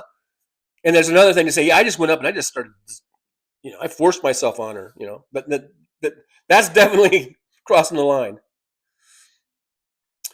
BFL2 says, BFL Tunes says, I've seen those grab me by the pussy, those shirts. They were and definitely real. Yeah, thanks for backing me up.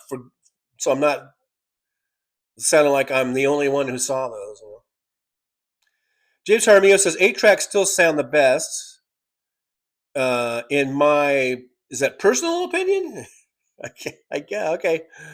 I don't know, but I thought the 8-tracks sounded good. The only thing about them was it was annoying as fuck when it would change channels. You know, they had like 4 channels or whatever, right in the middle of a song, especially if it was a hit song. If it was one of their like not so good songs, then who cares? But it seems like it would always be in one of the really good songs where it would cut right in the middle of it, and then, you know. Mad Max, Led Zeppelin 2 is by far their best album. I think that's the one we got. In fact, years later, I think at what's that place that always sells the T-shirts in the mall? Hot Topic. So it was many years later. It wasn't like an original, I guess, but I got this Led Zeppelin T-shirt with that album cover on it, and then I eventually gave it to my son, who now wears it. I got that. That wasn't from the 70s or whatever. But that was an old shirt. I mean, I think I got that in the 90s or something, and I'm pretty sure my son's still wearing it around. Yeah, Luck Dragon, Columbia Record House. Yes, we did that. Yeah. Luck Dragon, Physical Graffiti is the best Led Zeppelin album, only for the fact that there is twice the amount of songs. Physical Graffiti is great. This is a great album. Doesn't it have Cashmere in it and stuff like that? Aaron West, your dad has good taste. He, like I said, of course, big Elvis fan. But the stuff I just remember him, because we did have a few albums, not very many, not a very big album collection, but it was Elvis, Mario Puzo. If you guys know that, that's sort of like the Pavarotti of the day. Mario Puzo. My dad liked Mario Puzo, and we had a big stereo in the living room, a big console, and every now and then we would play records. And my dad liked Mario Puzo. Now I never liked it, but I could recognize, even as a young kid. I'm talking about when I'm 6, 7, 8 years old. I recognized that Mario Puzo was a beautiful singer, had a great classically trained voice. Now at 7, maybe I didn't know he was classically trained, but I knew that he was a very good singer and was doing things that your normal average singer could not do. But I still didn't like the music, really. But still, I appreciate it. I was able to appreciate. Maybe that's the lesson that I learned, is like I was able to appreciate. It's like Bad Bunny. I'm not into Bad Bunny, but I appreciate his showmanship and his stage presence and everything else. And there's other artists over the years that I'm not really into their music, but I can appreciate, even like Celine Dion, or even who has a fantastic voice, right, in her prime, and especially. But I'm not into her music, so I don't really listen to her all that much, other than some of the hits that come up on the radio. But I'm not into Celine Dion. But I recognize the fact that she is an awesome singer, has an awesome voice. So maybe my dad inadvertently kind of taught me how to just appreciate talent and things like that. But it doesn't mean I have to, like that type of music. Yeah, Immigrant Song, Led Zeppelin 3. Oh, okay, so it was Led Zeppelin 3 that we got. Yeah, Led Zeppelin 2 was that rock and roll and stuff like that? Anyway, I don't know. But yeah, the one we had was Led Zeppelin 3. And then I ended up buying some other Zeppelin albums later, as I got older. But that was sort of my. I mean, I certainly had heard Led Zeppelin on the radio before that, and like I said, I had older teenager cousins, and I'm pretty sure we listened to their Zeppelin albums. But the first one that I had like in my possession, I think was that Led Zeppelin 3, and that was the one that I could listen to like every day. That once I got my little portable 8-track, I could listen to that like every day, and I think I pretty much wore that 8-track out. Barbara Nicholas says, oh, let me go to DPDs. DPD says, another disturbing fact, Peter Thiel and Curtis Jarvin, if given the opportunity, want to create patchwork communities where the tech bros would make the laws and rules. Seems like we are already there. I don't think we're already there, but yeah, that's definitely what they're striving for. James Armillo, House of the Holy is a good Zepp album. I don't think Zeppelin made a bad album. I think they're all good. Even In Through the Outdoor, which I think was the last one, and I think that's probably my least favorite. And even that one's really good. But I don't think they made a bad one in the bunch. I mean, I don't think they're just good. I think they're all pretty exceptional. Except for maybe the last one, which I think is a little more average. But anyhow, Barbara Nicholas says, James, I still have 8-tracks and cassettes and vinyl. You're calling me a hoarder. In my storage, I have cassettes. I don't know if they play anymore, but I do have cassettes. And some vinyl, too. I don't think I have any of the 8-tracks. I should have kept some just for old time's sake, but I don't think I do. David Weiss says, I really got good at working on tape decks of all kinds. My first major electronics job was for a magnetics company called Nortronics. Learned a ton. Oops. Mad Mac. IYAM, if you ask me. Okay, thank you. Thank you for clearing that up. I'll try to remember that. Luck Dragon says, my sister was way into Def Leppard and Night Ranger, therefore I had to go into Def Leppard and Night Ranger. Or get into. Well, they're for Belfast Bob, when they come to Ireland, if you're a Def Leppard fan, definitely go see it. They look really good. They do a lot of covers, I know, from what I've seen, by the way. They do a cover of I think it's a Depeche Mode. The Reach Out and Touch Me. They cover that, and then they covered. I want to say was it a Bowie song? I forget now. I'm not sure why they're doing. Did they do an album where they do covers or something? Because there was quite a few covers in that, from what I've seen. Doug Dragon says, I'm surprised you haven't been demonetized more for using songs for your. Oh, who says I'm not? I guess I didn't bring it. I guess I don't bring it up, but yeah, I get demonetized all the time for that. But I'm kind of like,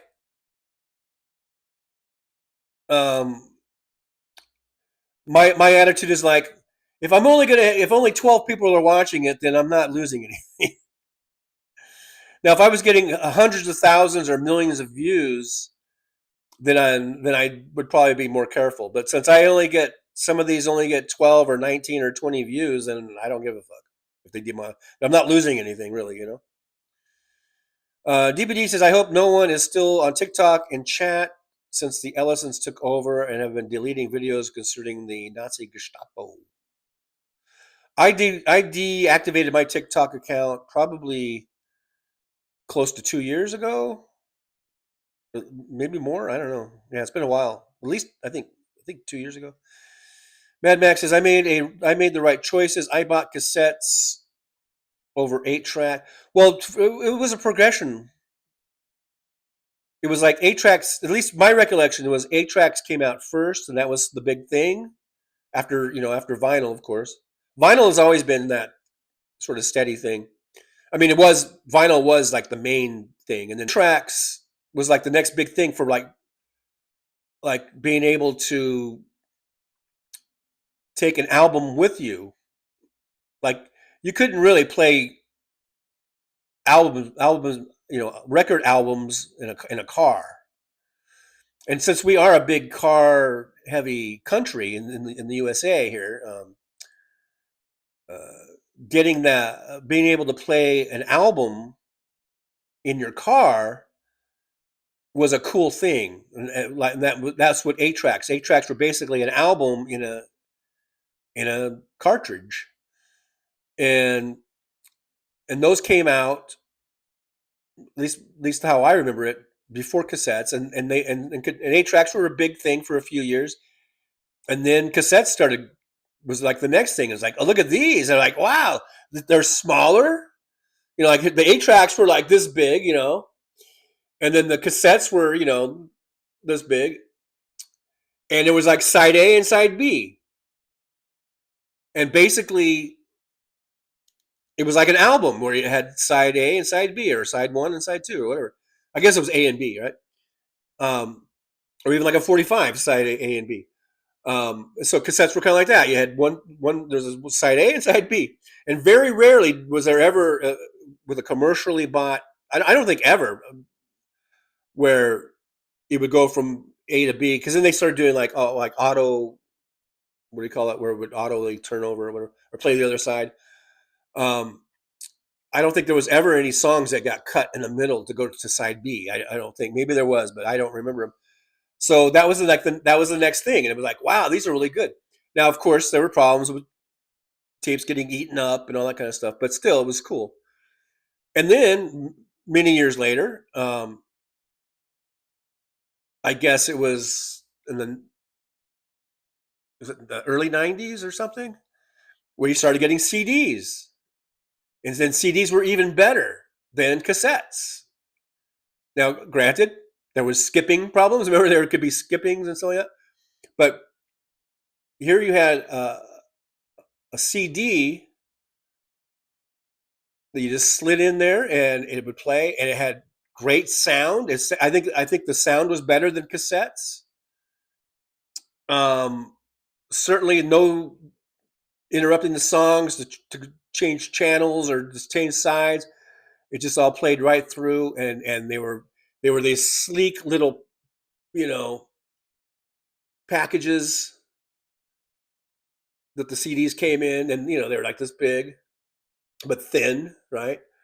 And you could put a bunch of those in your car, and so that was the next big thing, and that lasted for quite a while. But all the while, they're still making vinyl. Vinyl maybe isn't selling as much. CDs are pretty much took over, but still vinyl's still hanging there, and to this day we still have vinyl. But then in the 2000s or mid 2000s or whatever, then there was streaming before then, I guess, but then streaming became more and more popular. So even now people are just streaming shit, so they're not even buying CDs anymore.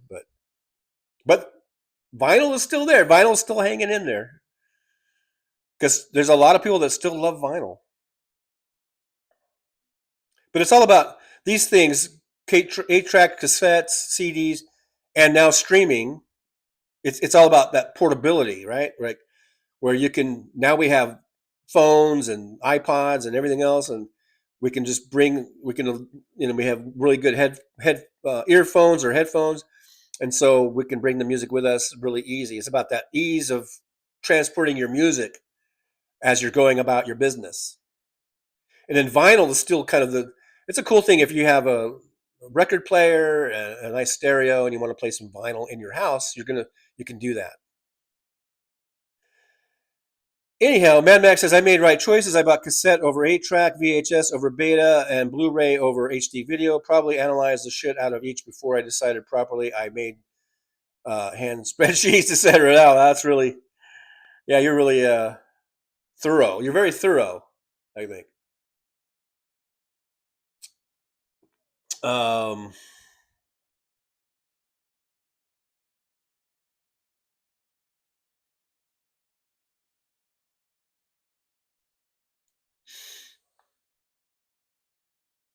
Mad Mac, the sort of guys that say things like, I just go up and grab them, might say that crap, but most other guys would say, okay, and walk away. In fact, I mean, I can't remember. I was just sort of using examples, whatever. Like, I can't remember anyone ever saying anything like that. Like, that they just went up and grabbed a girl by the, I guess I guess I can't say it, but anyhow. But I do remember lots of guys saying, yeah, man, I met this girl and we fucking hooked up and we banged all night, man, in the back of the car or in the back room or whatever. I heard guys say shit like that, and as far as I know, it was all consensual. I never heard of anybody just go, yeah, I just went up and I just grabbed her and whatever. But so anyhow, enough of that subject. I think enough of that subject. Look, Dragon Vinyl sounds the best. BFL Tunes, Physical Graffiti has both Cashmere, and the great single Trampled Underfoot. Yeah, I don't think Zeppelin really has any bad songs, even the ones that aren't hits. So Led Zeppelin, to me, they might be second only to the Beatles in terms of just great music and great albums and song after song after song being great. And they're different bands. I mean, different sounds. The Beatles are the Beatles, but Beatles are great because they kept reinventing themselves, and they, I think the Beatles are the best. Led Zeppelin, I always looked at them as just being hard rock. Of course, people say that they are a blues band, or they took a lot of old blues music but to me it's like, yeah, it's blues, but it's rocked out. It's like hard rock with the Jimmy Page guitar and the John Bonham drums and everything. It's really just awesome hard rock, but it's like blues hard rock, I guess. Like I said, I don't think Zeppelin made a bad album.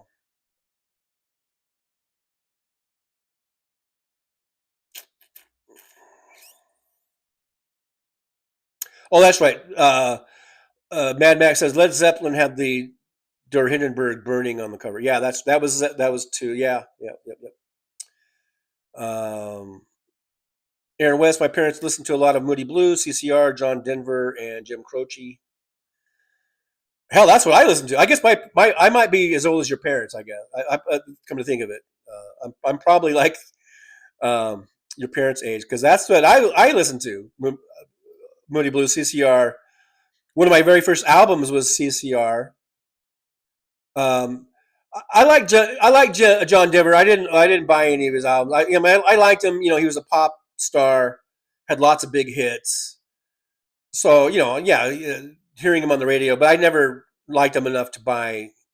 That wasn't my type of music. I did like Jim Croce. I think I might have had a Jim Croce cassette, maybe.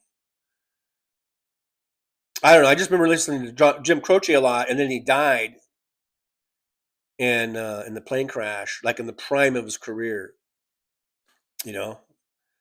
But yeah, so yeah, I'm probably the same generation as your folks there, Aaron, and that's what we listened to. Yep, and those were all good, especially CCR. That's probably my favorite out of that bunch there.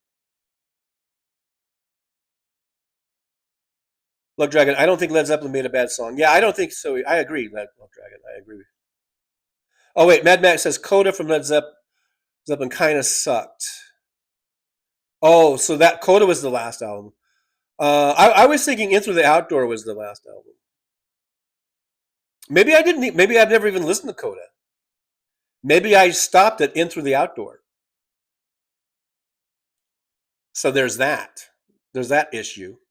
Yeah, Led Zeppelin had a whole lot of love. Yeah, yeah. On Led Zeppelin 2. I remember that one. I remember that. I think my cousin Brad had the Led Zeppelin 2 album. And Brad was staying with us for a while. He moved out from Minnesota, from Minneapolis, or St. Paul, or one of the Twin Cities. I can never get them straight. But like I said, my dad was from Minneapolis, but he moved out when he was still in high school in the late 50s with my grandpa. And then eventually the family all migrated from Minnesota to California.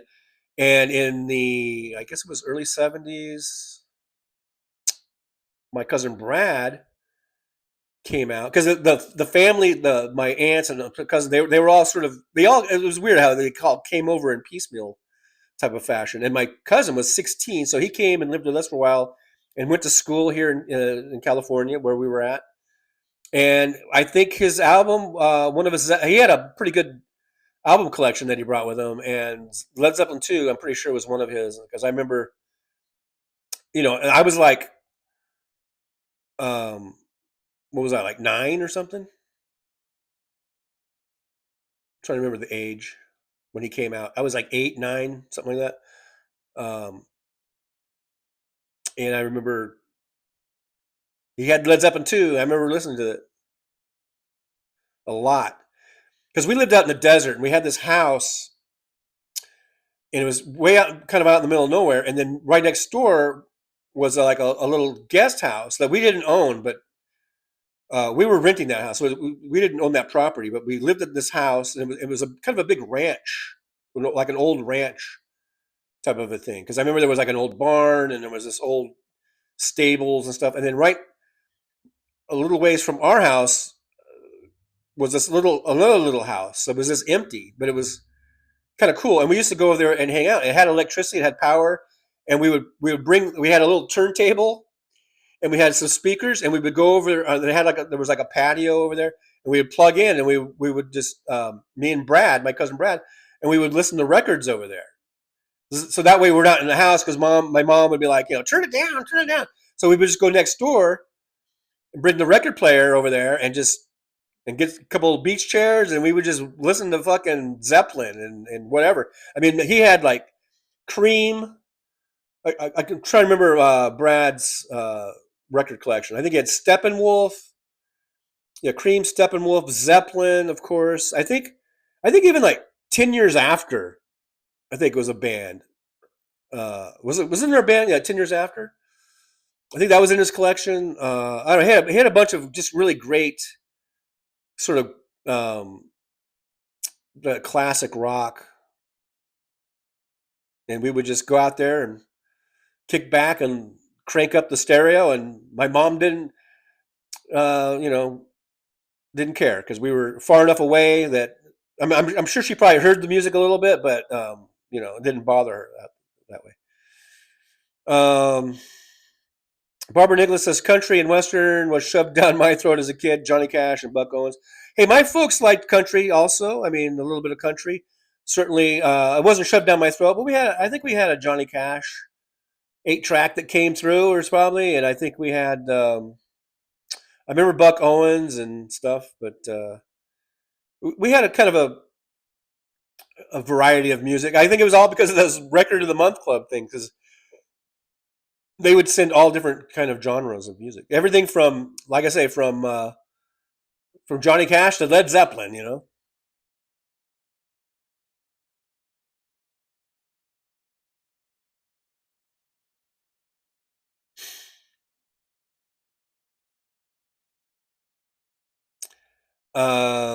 Josh says, look, Fool in the Rain, I love. Now, Fool in the Rain, I think that's from the In Through the Outdoor, right? That's probably the best song on there. Are we talking about In Through the Outdoor?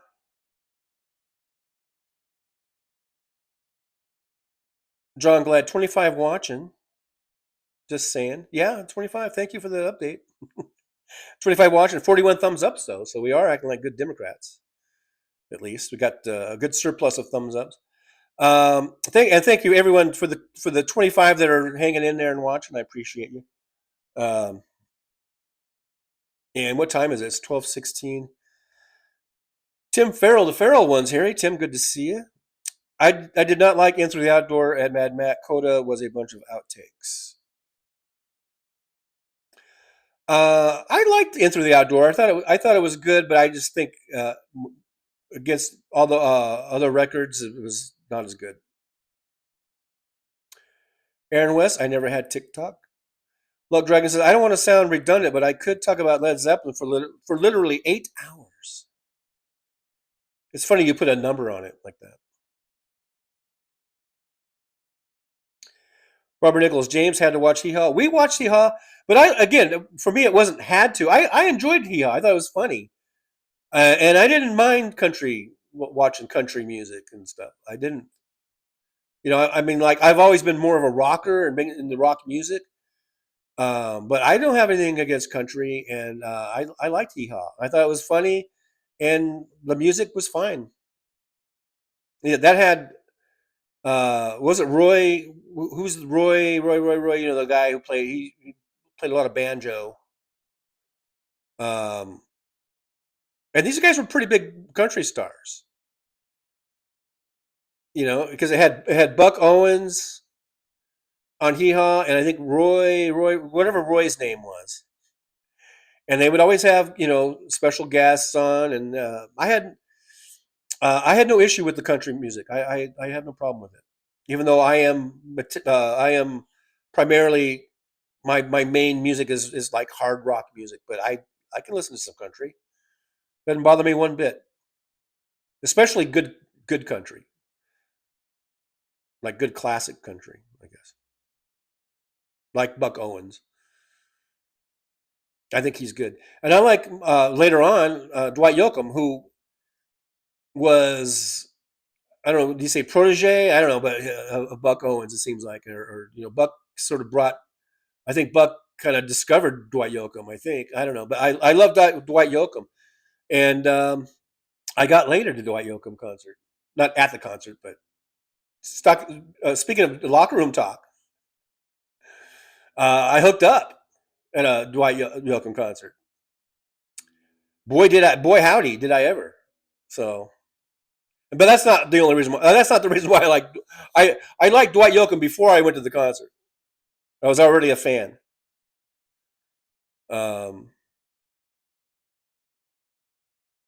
Anyhow, just getting a little locker room talk going there.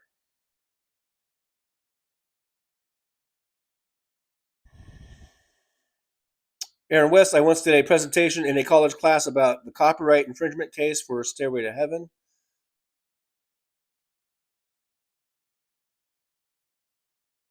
Oh, is that where someone claimed that Led Zeppelin stole the lyrics to the song?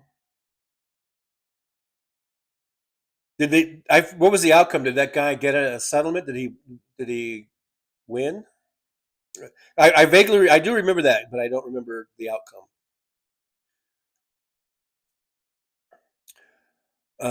Barbara Nicholas says my dad had a country and western band. Well, which was it? Was it country or western? I'm just kidding.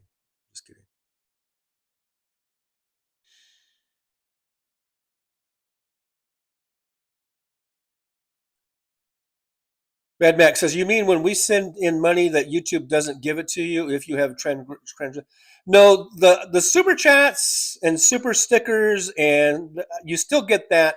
I think when they demonetize you, it's just the ad rev. They don't put any advertising on it or something like that. So it's probably good for you guys if you don't have a premium account, and you won't get stuck with having to watch any ads or something. But I don't think they've stopped any of the super chats or anything like that. I think it's just that they block advertising, so you don't get any ad rev. And believe me, I'm lucky for most of my stuff, I'm lucky if I get 2 or 3 cents. Even some of the ones that have higher numbers, higher views, I mean, for ad rev, it might be 12 cents or something. I mean, I've never, even the Kamala Harris one where they got almost 300,000 views. I think I could look it up. I think the total ad rev I've gotten from that was like, it might be a few dollars, but I may have gotten maybe I think I might have, I think I did the math on it one time. I tried to figure out how much I missed out on because I didn't because I have, when you post these things, you have to go in and you have to push the button to monetize it. And when I posted that Kamala Harris rally video, I just posted it and then I forgot about it and I didn't monetize it. But you know, I didn't know it got kind of semi-viral, I guess. And I posted it, and I think I was doing rideshare at the time, and so I think I did some rideshare, and I think I went home in the evening, and then I saw that it had like, I don't know, I think it had like 80 or 90 or 100,000 views or something, and I was like, oh shit, and I go, I didn't monetize that, and then I monetized it, and I think it already had over 100,000 views or something, and so then I went ahead and monetized it. And if you look at the analytics on it, I think it's made, I don't even know, $12. So maybe if I had monetized it right from the bat, maybe it would have made $24 because now it's got almost 300,000 views. But I don't know. So yeah, when they say you violated, they'll say that this is not a copyright strike. This is not a strike against your channel, but we're demonetizing it because it went against community guidelines or something like that. And it's usually because maybe I'm saying the F word too much, or I'm talking about graping, which, you know, I don't even know why I'm coding it now because it's too late now probably. But, you know, or there are certain things that you might be talking about. We have adult conversations here, and it will block. Sometimes it'll block it for anyone under 18, which my videos already always say that it's not made for under 18 anyhow. But you know, they just do stuff like that, and then they'll say that it's not eligible for advertising, and so then that you're going to lose the ad revenue. But like I said, most of my videos, I'm lucky if I make 3 cents on a whole entire live stream like this. I've been doing over 2 hours. Let's say if I'm getting ad rev, this thing might make, you know, a penny or 2 pennies or something. Because right now I got 26 watching. You know, even the ones where, like last week, we got one where it was over 13 or 1400 views. That was because House Sparks very graciously did a raid, and somebody got like 1,300 views. I haven't looked at the analytics on that, but it's probably just pennies, you know. So if they're gonna, so that's why I don't care about it. Now, like I said, if I was getting millions of views, then we're talking real money. Then I guess I would be very more cautious with copyrighted music and with saying things like rape and saying grape, changing it to grape. But maybe also, maybe that because I'm using that language, that might be kind of, you know, they talk about shadow banning and stuff like that. Maybe I'm being shadow banned, or maybe I'm just not being, you know, pushed out there, because obviously this is top notch channel here, you know, and it definitely should be getting the views of Midas Touch and Texas Paul or whatever. Obviously being shadow banned, so maybe I do need to watch the language or something. I don't know. Tim Farrell cassettes and mixtapes were transforming, and we all know the story of the mixtape, right?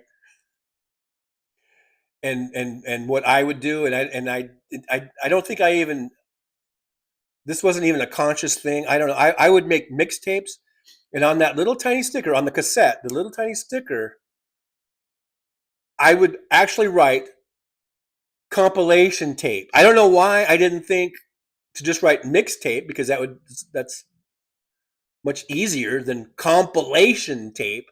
Then I would, in little tiny writing, I would put all of the songs and the artists, and I would pretty much, I think I was pretty good at getting, because sometimes if it's a 60-minute tape or a 90-minute tape and you got 45 minutes on each tape, you can get a lot of songs in there. So I would squeeze as many songs and artists in there as I could, and then I think I don't think I got all the songs in there. So I think at the last I would just go dot dot dot. But on top line, compilation tape, and then it'd be like, you know, you really got me now, Van Halen, and then it'd be or whatever, and I'd be writing all these songs down. Then I'd run out of room, and I would just go dot dot dot. Yeah, it still cracks me up to this day. Luck Dragon, demonetization, sell your soul. Brooklyn SJU says you still there. I am there. Were you talking to me? You talking to me, Brooklyn? Yeah, I'm there. I'm still there.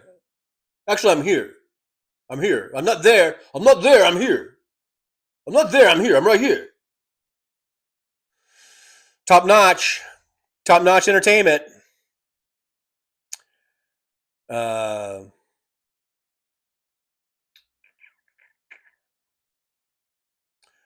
Look, Dragon, you remind me of Sheldon from Big Bang Theory trying to decide between Xbox and a PlayStation. I'm not sure who that's talking to. I don't think it's me. Tim Farrell says, imagine being alive, waiting for the next Beatles album, and hearing it for the first time. Nothing like that will ever happen again.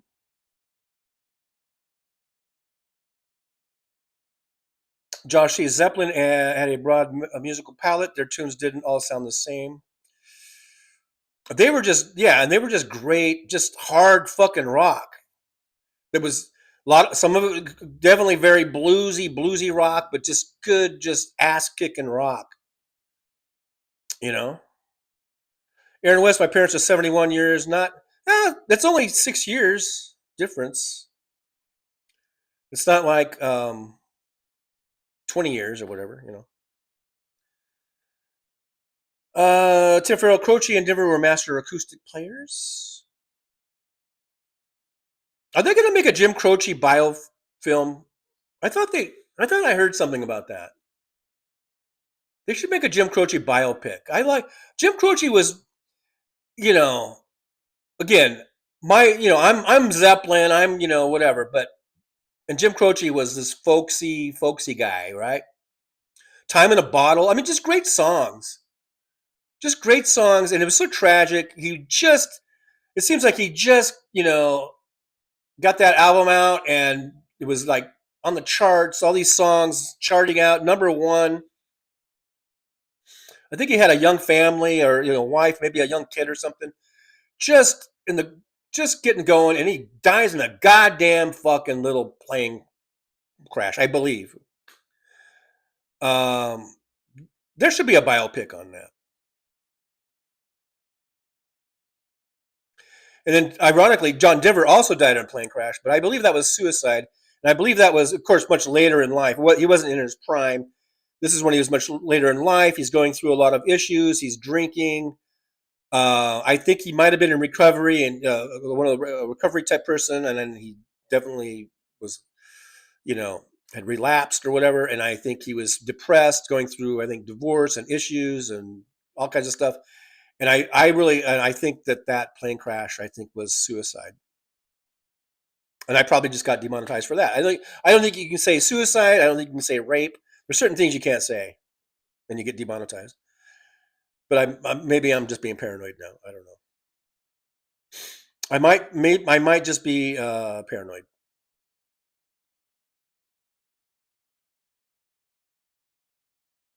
MJ Daniel from up there in Washington State is steering us back off of the music content, getting us back on track. Says, quote, together we, the people, are so fucking done with DJT and MAGA, end quote. Yeah, and together we are America. I agree. We are, well, I hope so. I'm hoping more and more of us are done with them.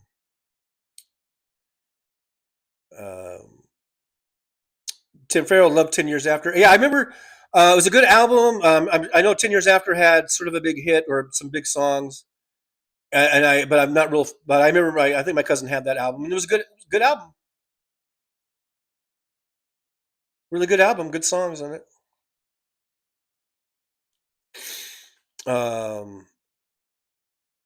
Lug Dragon, Zeppelin, Sabbath, Pink Floyd, Beatles. You can only listen to 3. This is the question that drives me crazy. Okay, so I'm glad you didn't say you can only listen to 1. Because if you as I was reading that, you know how we kind of read ahead or whatever, I thought you were going to say you can only listen to 1. If I could only listen to 1, I think it would be the Beatles. I don't think this is such a hard question for me. Maybe for you because you love all those bands equally or something. I don't know. But for me, if I could only choose 3, then it would be Beatles, Zeppelin, and Pink Floyd. I think I would put Pink Floyd over Sabbath. Because I think my hard rock would be satisfied with Zeppelin. And the Beatles are just, the Beatles. They're just, I just love the Beatles, and they're awesome. And Pink Floyd, I think Pink Floyd's really great. And I think I put them over Sabbath because even though Sabbath is great,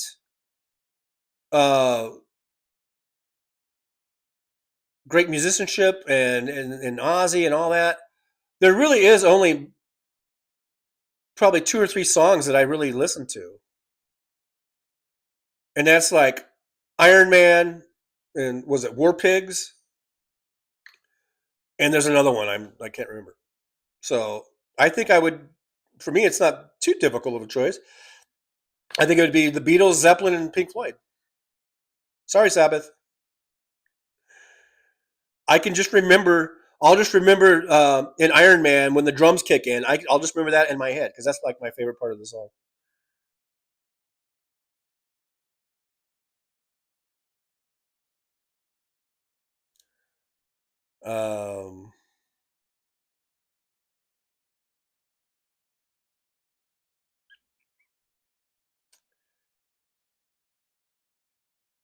Tim Farrell, I'm now thinking Ozzy deserved to play a Super Bowl halftime show. Maybe they could do a hologram. Ozzy, I heard that Sharon wants to bring back Ozfest, and people are like, "Yeah, let's do that." People are all on board. And I'm on board too. But then I started thinking like, I was like, I wonder if they're going to bring if they would do like an Ozzy hologram for Ozfest.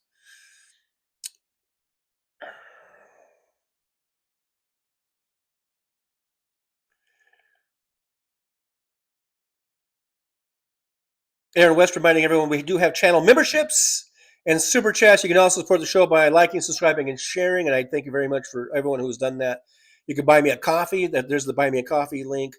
And then also you can support the show by going to PayPal. And there's the PayPal link. Thank you, Aaron. Membership's only $1.99 a month. We've got those. Those are a great way of supporting the show. And again, like, subscribe, share. It doesn't cost you a dime. I know I don't want anyone doing anything financially to the show if it's going to be a hardship. But liking, subscribing, and sharing are completely free. And it's a great way to help grow the show. We're at 4,350 subscribers right now. Or 53 or something like that. And I appreciate each and every one of you for being here. MJ Daniel says, my vinyl collection was peak 70s Rush, Blue Oyster Cult, Queen, Sammy Hagar, Van Halen, Black Sabbath, Judas Priest, a bit of everything. I had, actually, I don't think I had, I did get a Rush album. It wasn't until, I think, was it Permanent Waves? Blue Oyster Cult, I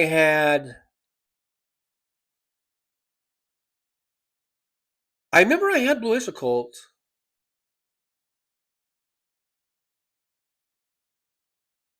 I don't know if I had the album.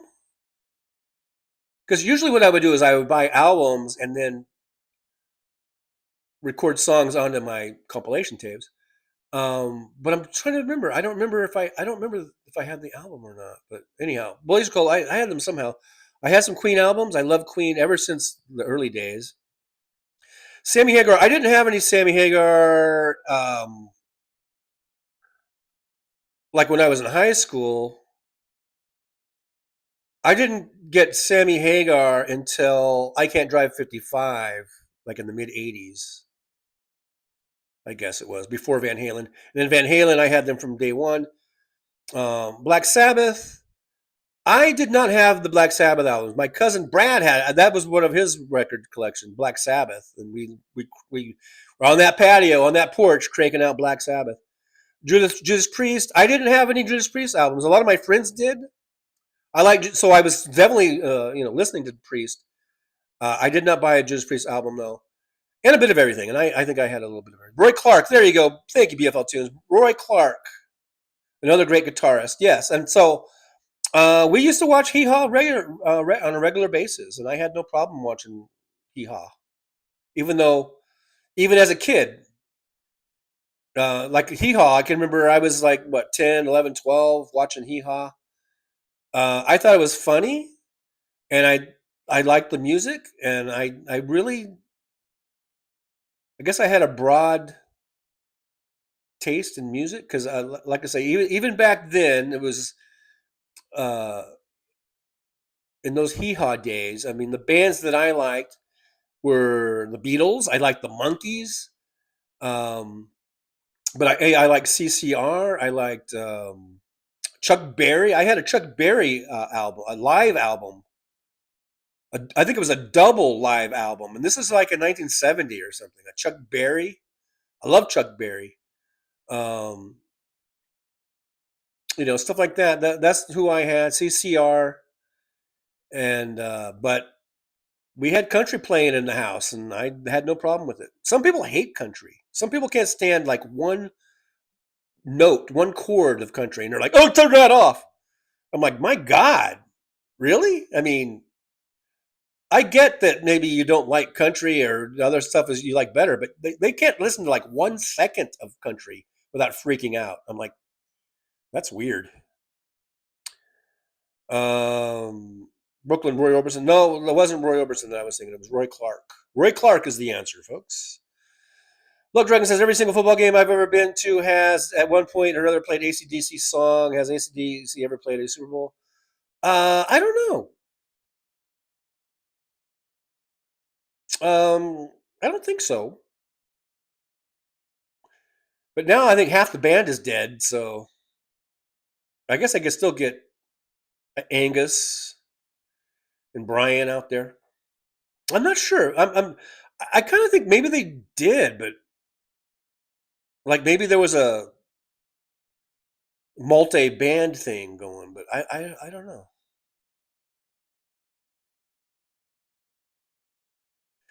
Jorgen Johansson is here. Hey, Jorgen, good to see you. Haven't seen you in a while. Been a while. Jorgen Johansson in Sweden, we call country music horse jazz. Let's listen to some horse jazz. Okay. Okay, Jorgen. We will put on the horse jazz now. Okay. And scene. Thank you, Jorgen, for checking in. I haven't seen you in a long time.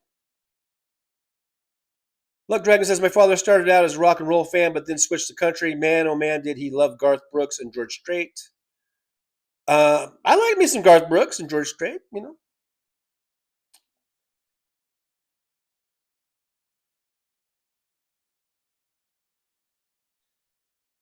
Wow.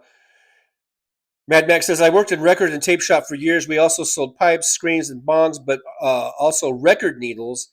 The markup was horrendous on needles. Good needles costing $75. We paid $5. Wow. That is a hell of a markup. But those needles, you needed them.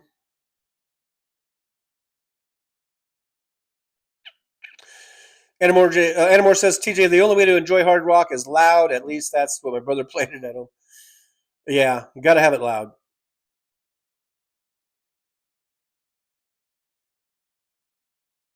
Josh says, I think it was the guitar intro, not the lyrics. I don't know what that's about. Aaron West says Led Zeppelin 1. Oh, it was the actual music that they claimed they stole. And Zeppelin 1. Okay. Well, what? Maybe it wasn't Stairway to Heaven, but wasn't there another Zeppelin song that someone? I'm sure they get sued all the time. Like not just Zeppelin, but everybody. Um, but I was thinking there was also a lawsuit for plagiarizing the lyrics, but maybe this was the one, and I just assumed it was lyrics, and but it was actually, like Josh says, the guitar intro.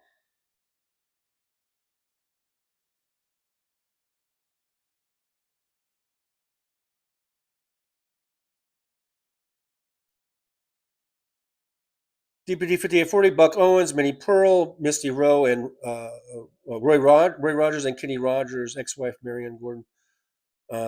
Is that just your list of people you like, country people, or was that Hee Haw? Because I don't remember Roy Rogers being on Hee Haw. Maybe he was. Maybe. You know, BFL tunes. Maybe it says that was Zeppelin. It says Zeppelin was notorious for borrowing old tunes without attribution. I think Zeppelin also got sued by probably like Muddy Waters or like different estates. Not because most of those guys were dead. I think there was lawsuits about some of those old blues songs that they got sued on too. I think that's probably what I'm thinking about.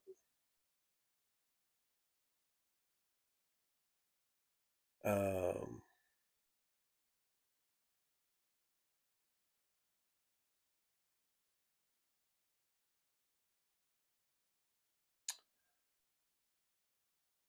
uh,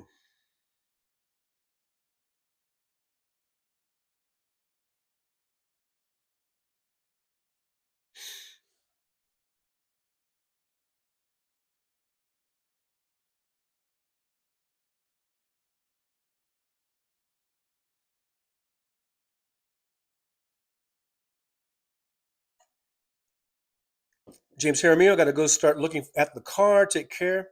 All right, James, thanks for being here. I'm about ready. Yeah, we're over 2 hours, so I'm going to shut down here pretty quick. Going to shut her down. Jolie says, Trigger John, you still owe me a compilation tape.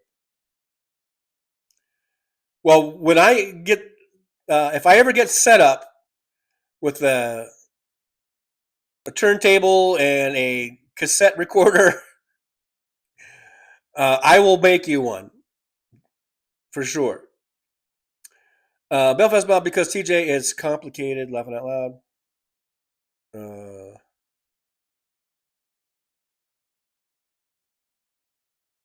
Luck Dragon, who no one made it a law to say grape. That's just people trying to say that to just, so they don't, so that it's all, these are all AI monitors. These aren't even real people. So people are trying to fool the AI monitors by saying grape instead of the other word. The word minus the G.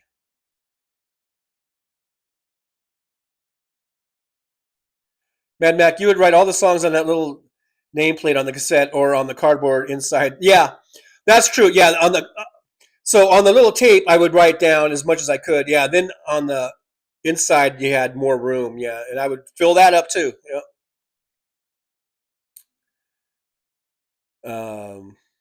Love Dragon, I used to listen to local radio station, waiting for the right song, and I would press record. I did that a little bit, but not too much. I think because I did have a pretty good record collection going, and I would just record my records, but I think I did that a little bit, but not too much. But I've heard of a lot of people doing that because that was a cheap, inexpensive way to get songs on cassettes instead of buying albums or whatever. But I was doing the old Columbia Record House thing where I would get, was it 20 free albums, and then I wouldn't pay for the rest of it, and then and then I would redo it again. They would send me another 20. I did that like 3 or 4 times, I think. Over, not, you kind of let some time go by, like a year or something. It would go by, then you would do it again, and they would send you another 20 albums. I guess their record keeping wasn't so good back then or something. I don't know.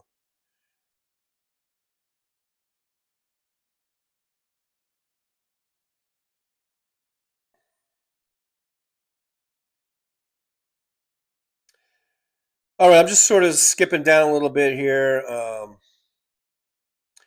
Mad Mac, you don't tug on Superman's cape. You don't spit in the wind. This is Jim Croce. You don't pull the mask off the old Lone Ranger, but you don't mess around with Slim. Yeah, that's Jim Croce, man. There should be a biopic. Who would play the bio? I mean, who would play Jim Croce?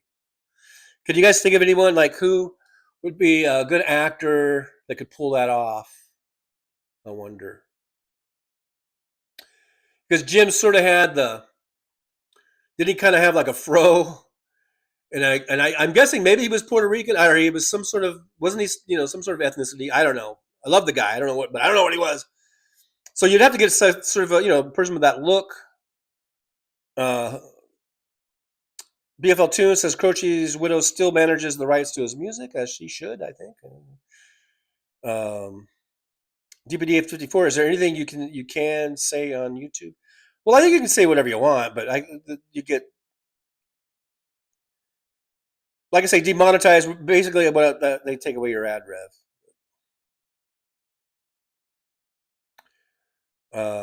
Beautiful Tunes. Never heard any about John Denver's plane crash being suicide. Can you prove your theory?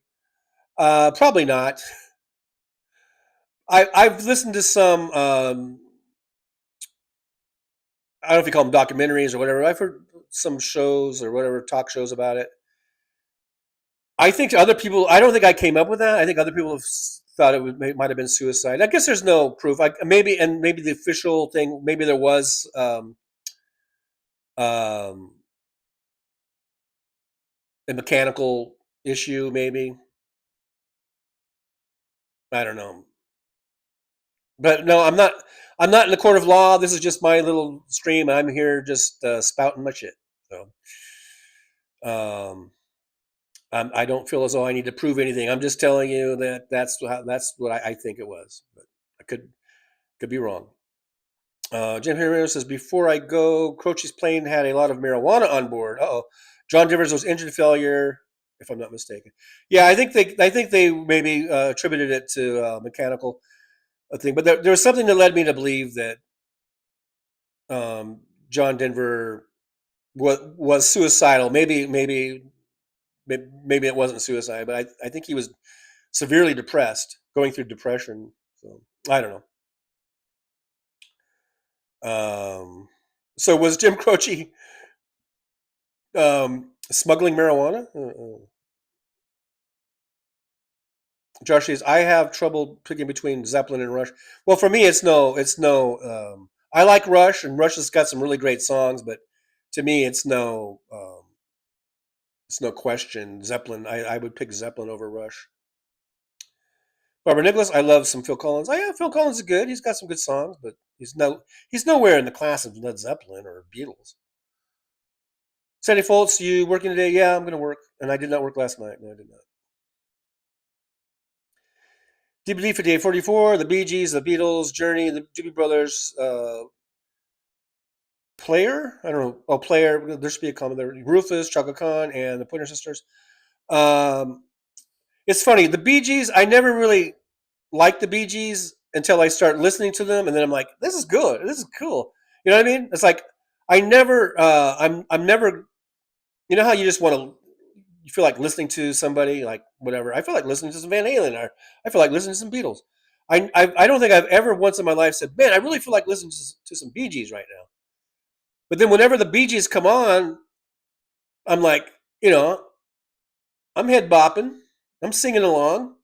So I do like the Bee Gees, but they're just not.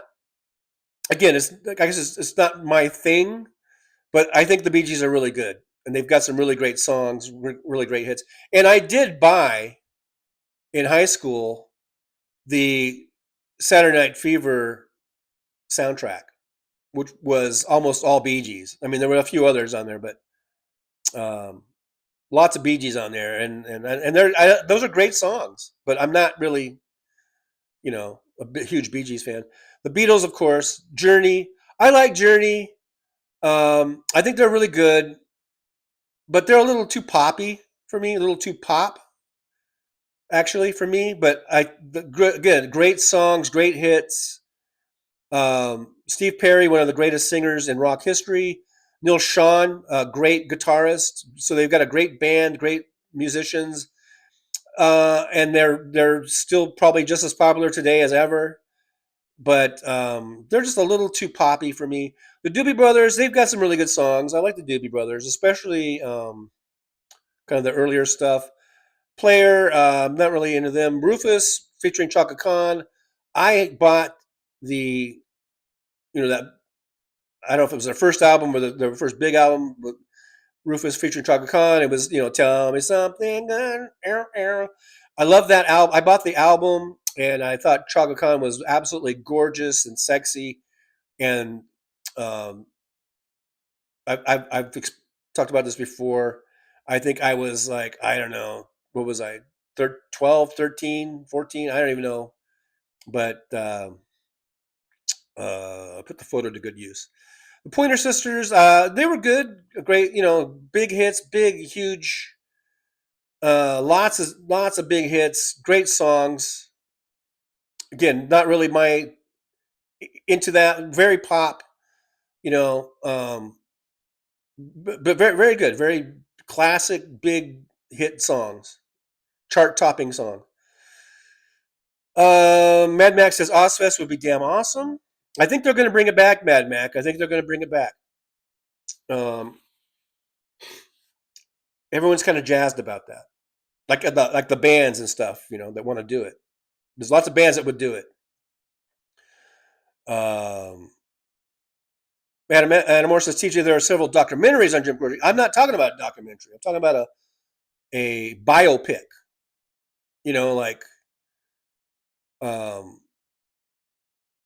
Like the Johnny Cash one and the Ray. What was Ray's name? The blind guy. They did a biopic. Queen did a biopic. That type of thing. I'm not talking about documentaries.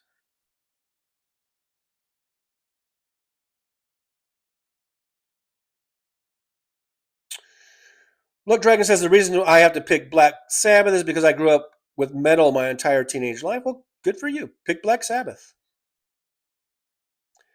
Belfast Bob, Deep Purple will be mine for sure. Deep Purple, great band. But to tell the truth, other than Smoke on the Water, I'm not sure if I can tell you any other songs. I know they had at least 2 or 3 other really big songs, but Smoke on the Water always first to come to mind there. I did it again, didn't I? I just did it again, didn't I?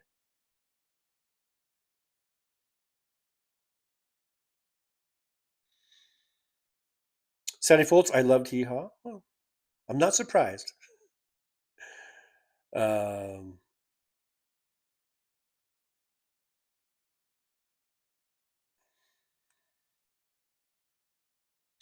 Look, Dragon, I was making it easy with those 4 bands, but to tell the truth, if I couldn't listen to Earth, Wind, and Fire, I probably would have committed suicide. Really?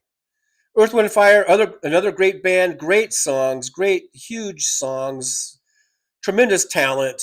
The singing range of some of those singers in the band, I mean, unbelievable. Again, not really my thing. I could live without having them on my, I guess, my island or whatever. I don't know. Sandy Foltz, Charlie Daniels Band. Good old Charlie Daniels. May he rest in peace. Jason Armio, oh hell with it. I'll wait till the top of the hour. I know. I'm trying to wrap this up. Belfast Bob, what's not to like about songs like The Day Billy Joe McAllister Fell Off the Tallahassee Bridge? That's a great song. That's not country, but yeah, I love that song.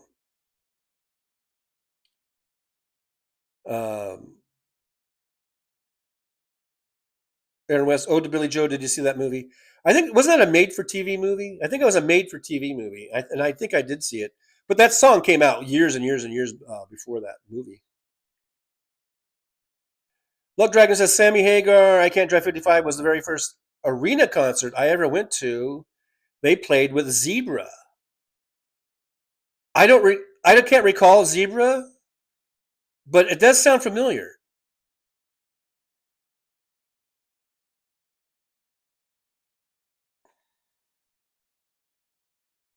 Okay, I'm skipping down. I'm needle dropping.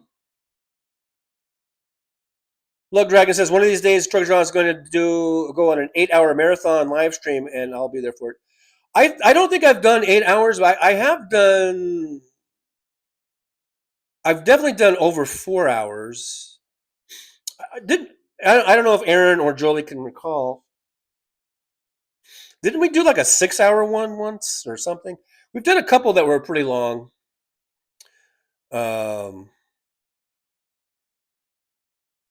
But yeah, I don't think I've ever done 8. DBD, did you make your quota, TJ? Jake Gyllenhaal. I got my 45 for last week. I did get 45. I think I got 45 exactly, or maybe 47. I forget now. But I did get 45. I think it was 45 exactly. And then this week, I haven't worked yet because Sunday was Super Bowl, and then yesterday I took the day off. But today I'm going to work. And I got the 45 last week. I think I can keep doing it. I've done it. I've seen how it's done. I'm pretty sure I can do 45 every week. And then Jake Gyllenhaal. You think Jake Gyllenhaal would be a good Jim Croce? Maybe. I could see that. Yeah, maybe. I'm just skipping down, needle dropping. James Jaramillo, Jim Croce was a pothead, not a smuggler. Well, I was just wondering if he had enough pot on the plane. I mean, I don't know if this is why the plane crashed, but this when you or someone, whoever it was, that mentioned that there was a lot of pot on the plane. I'm thinking like, did he have so much pot that it was too heavy for the plane and it made the plane crash? Or by a lot of pot, do you just mean like he just had a big like gallon size Ziploc bag full of pot? I mean, there's a lot of pot, and then there's a lot of pot. So was it giant big bag of pot, or was it like bales of pot? That's what I'm wondering. That's what I don't know. Brooklyn SJU says Patsy Cline and Richie Valens plane crash deaths. Did Patsy Cline die in a plane crash? I thought it was a car crash. But I mean, I'm not saying you're wrong. But I thought that was a car crash. And then Richie Valens, of course, that's the day like the Big Bopper and what's his face? Buddy Holly, right? That's the day the music died. Jolie says, my mom was weirdly obsessed with Bee Gees for the last year of her life, listened to and talked about them relentlessly. Bless her heart. The Bee Gees were good, no doubt about it. Great band. I mean, great song, great talent. But I just never go around going, damn, I wish I could. I'm jonesing for some Bee Gees. But then once the Bee Gees come on, I'm like, wow, man, this is really great. It's kind of weird like that. I don't know what the deal is with that. But yeah, definitely some great songs, and the Bee Gees deserve whatever praise they get. I think they're great. Love Dragon says, like I said earlier, imagine a world where you could only pick 4 bands. According to T. Poussey, Donald Trump and Putin's, that's how they would prefer it.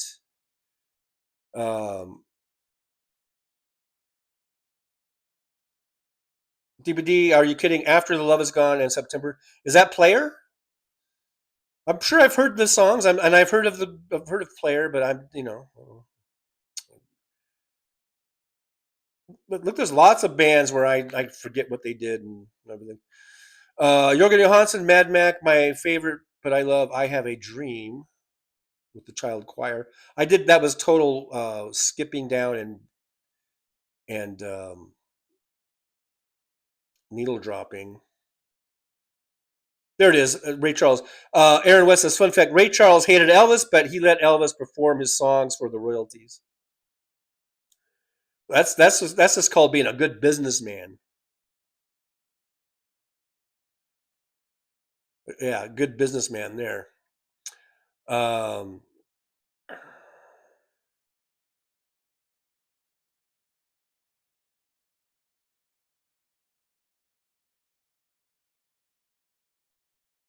All right, guys. DPD says, congrats, TJ. Oh, I guess about making the 45. And then, yes, I do. I don't know. What did I say? What did I ask? I don't know. But the yes, I do. BFL Tunes. This is how rumors start. I'm not the first one to come up with the idea that John Denver committed suicide. So if you want to, someone else started the rumor, and then I picked up on it. But also, just from what I was hearing on these little podcast type documentary podcasts, it just seemed like maybe he did. But I don't think John Denver cares at this point.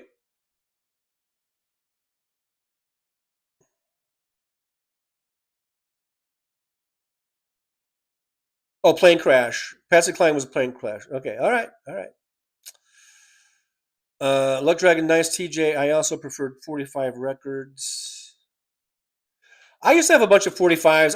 I didn't prefer them. I just bought them because they were cheap. I could go and buy them. I think for 45 cents. It was because I remember thinking it's kind of funny a 45 for 45 cents or something like that. We used to have a store called Grant's. Did you guys ever have Grant's? We had a Grant's in Victorville. And I bought a lot of my 45s at Grant's. And I think at one point they were 45 cents each, maybe or something like that, and or maybe. And I want to say I think you could get 3 for $1 or something like. They had these deals on them, and so I remember I would buy 45s over there. And believe me, getting the 45 cents or whatever wasn't so easy in 1970 and 71 and 72. It's not as easy as you might think.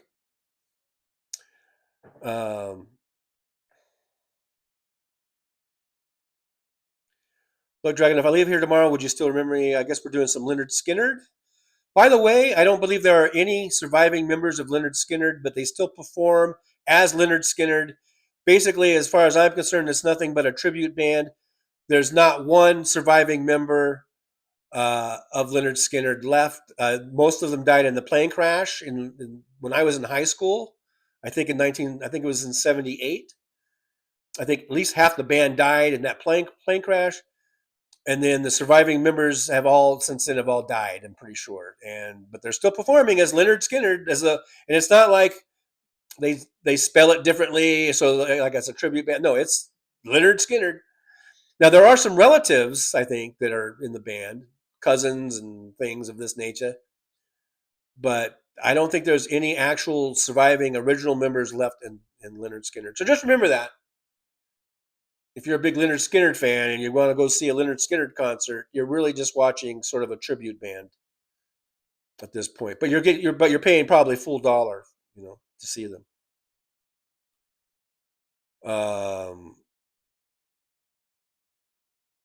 DVD, I cleaned my house to the Bee Gees and Earth, Wind, and Fire, and After Love Is Gone in September. Oh yeah, that's right. That's Earth, Wind, and Fire.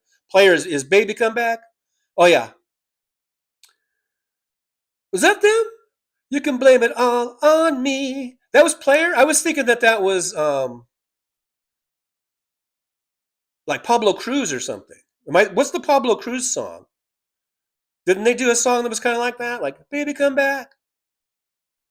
You can blame it all on me. I was wrong.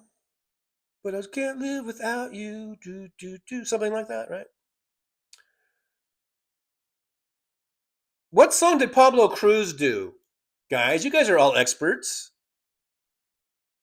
Mad Mac, I still have a lot of 45 records. I remember them costing $1. Yeah. Yeah, I think, what was I thinking? Maybe they did maybe it was some specials they would have or sales and stuff. But of course, I don't know what year you were buying them, but I was buying them mainly, probably maybe some late 60s, but primarily like early, very, very, very early 70s, like 70, 71, 72. Wasn't Grant's like TW Grants or something like that? Did you guys have a Grants? Does anyone have Grants? They went out of business eventually. I think they lasted all the way until, and I think it was a national chain. I don't think it wasn't like the only one was in Victorville, but I think they lasted until. Well, you know what? No, when did they last? Because I think that became Kmart. They turned that Grants into a Kmart, and that because I worked there. I worked at the Kmart, but that was in the 80s, like early 80s. So Grants was out of there by then. But anyhow, did you guys have Grants? Anyone with the Grants? And how much were you paying for your 45 records? Mad Mac, I haven't heard of that, but I'll look into that movie. Oh, I'm mid-thread. I think I'm mid-thread.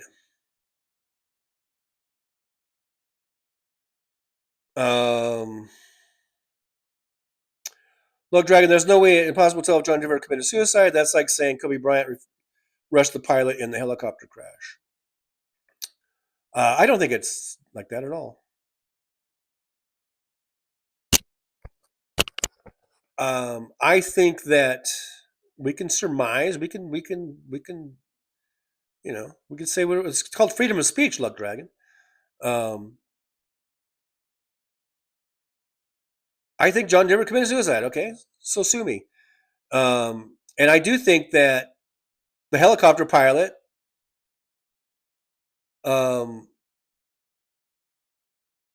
was pressured into driving or flying in conditions that he should not have been flying in. I put the onus of that on the pilot. The pilot should not have been flying in those conditions.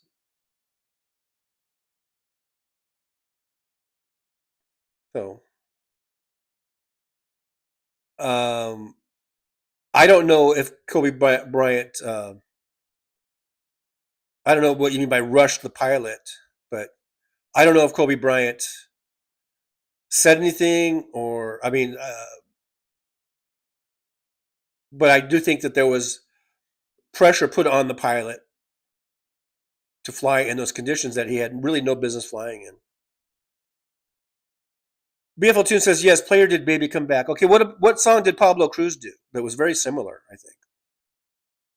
Have you guys not heard of Pablo Cruz? Mad Mac, I Want You Tonight by Pablo. I Want You Tonight? Is that the one I'm thinking of? I don't think so. I don't know if that's the one I'm thinking of. James Ramiro, that's Ambrosia, I believe. Baby Come Back. Oh, yeah, Ambrosia. Ambrosia had a song. Yeah, I remember Ambrosia. Mad Matt, my first 45 record was Get Back by the Beatles. I think I had a 45, a Beatles 45. I had Come Together. And then what was the other side? Because both songs became hits, I think, on that 45. Come Together, and then on the other side, I don't remember what was on the other side.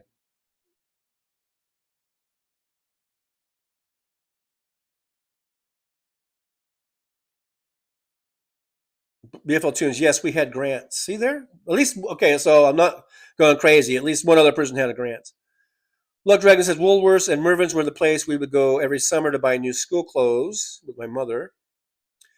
For me, it was like J.C. Penney for school clothes, back to school, and that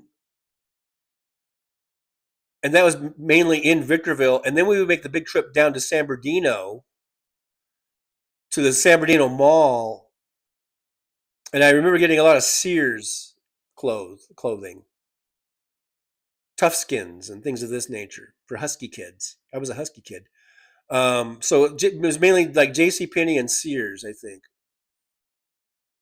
were my main back to school clothes shopping for a while there. Bubble Cruise did What You Gonna Do and Love Will Find a Way. What you gonna do when she says goodbye? Is that how it went? Yeah, I think that's how it was. What you gonna do when she says goodbye? What you gonna do when she leaves, or something like that? And then Love Will Find a Way.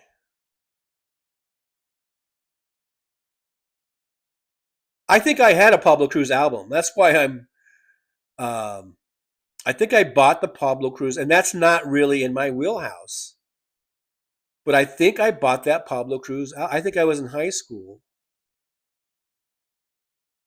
I think I did, which is really odd for me because that's definitely not what I usually would buy. But there was something about those little love ballad, easy listening songs that I liked, I guess, apparently.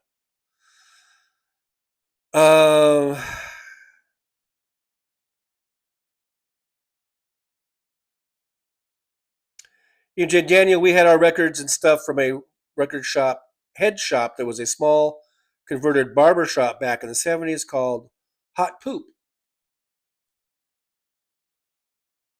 There you go. Oh, Mad Max says flip side was Don't Let Me Down on because you had Get Back. What was the flip side for Come Together? Does anyone have that or know that? Because I remember I had Come Together, and I that was sort of the bigger song, but I'm pretty sure the one on the back, because it seems like almost all Beatles songs got airtime on the radio. MJ Daniel, Baby Come Back was Player. Baby Come Back. But you got to admit,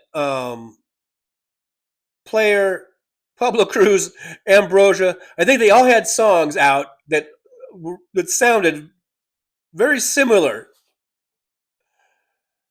Look, Dragon. Wait, Pablo Cruz isn't half the intro. No, that's not even funny.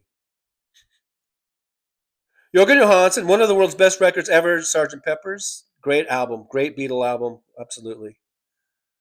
DPD says, nope, Ambrosia was How Much I Feel, and I Just Can't Let You Go. Again, I think I'm gonna repeat it. I think Player, Ambrosia, Pablo Cruz, we could probably throw a few other in. This is what they now call yacht rock, I think. Back in my day, we called it easy listening or soft rock. Now they call it yacht rock.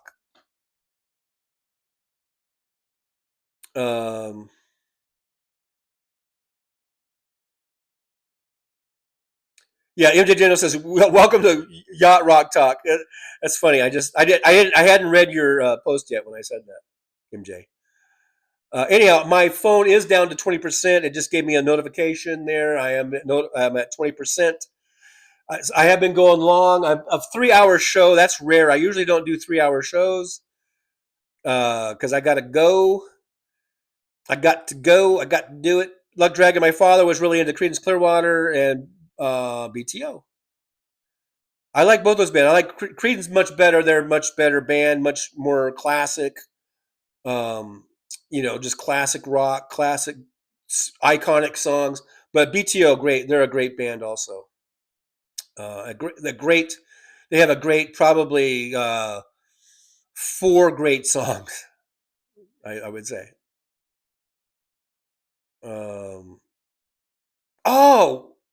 It was Something. Google says Sultan was Something, and Something was a huge song. So it's kind of funny with Beatles 45s.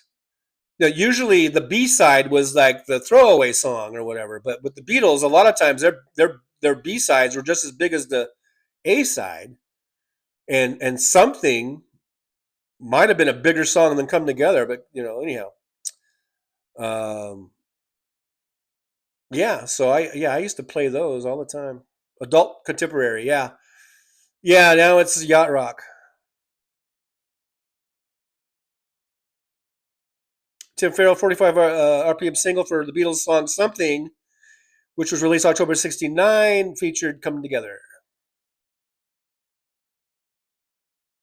So which one was truly the A-side and the B-side? Maybe Something was the A-side, and I think I probably liked Come Together better, and so that's why I remember that song more on my 45. Maybe Come Together might have been the B-side. I don't even know.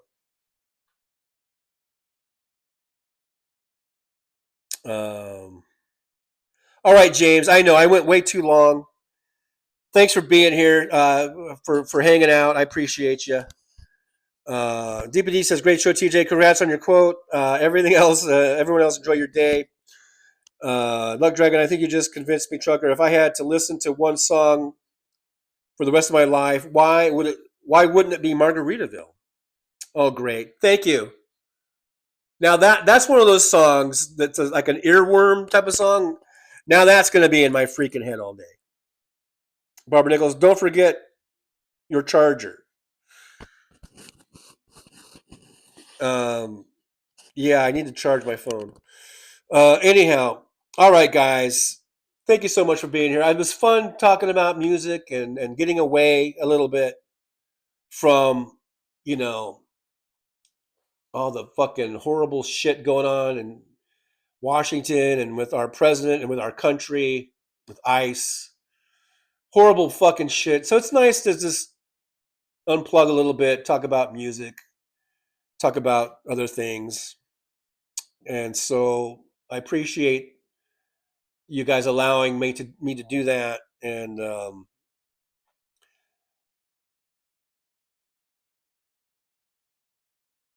I was just reading Mad Max thing about the 45. Yeah, but I appreciate you guys allowing me to do that. I think it's maybe good for all of us to take a little break from the shit. We'll be back on again tomorrow, and we'll talk about some more shit, and we'll see where it goes. So tomorrow is Wednesday. We'll come on at 11 a.m. Pacific time, I guess. See you then, right here, Trucker John channel. And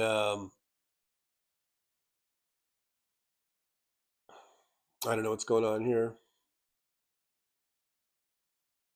Just waiting for somebody to come in. I don't know. The thing's not working. My thing's not working. So anyhow, we'll just go straight to words of wisdom.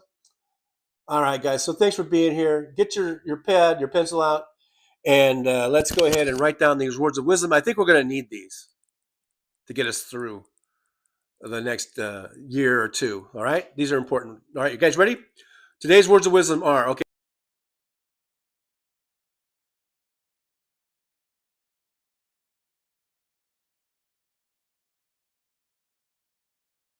Well, it's time to say goodbye. The show has come to an end.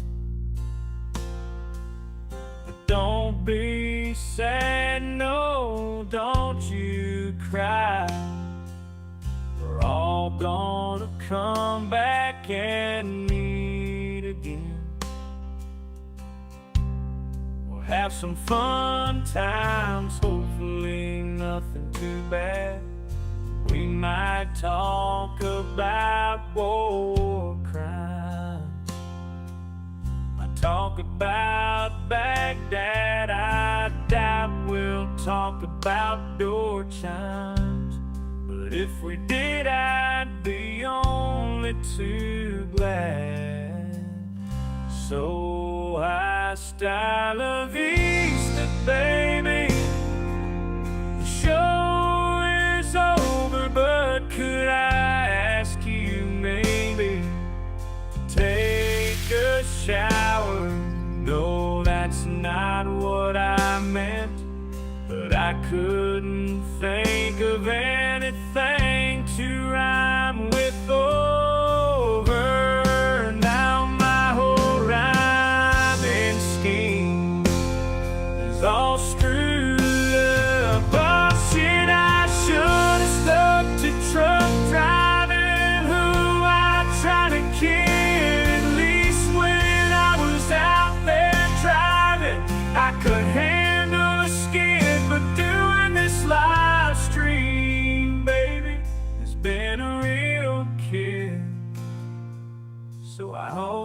see y'all again right here on the Trucker John live stream. We're gonna do it again and again, right here in the Trucker John live stream.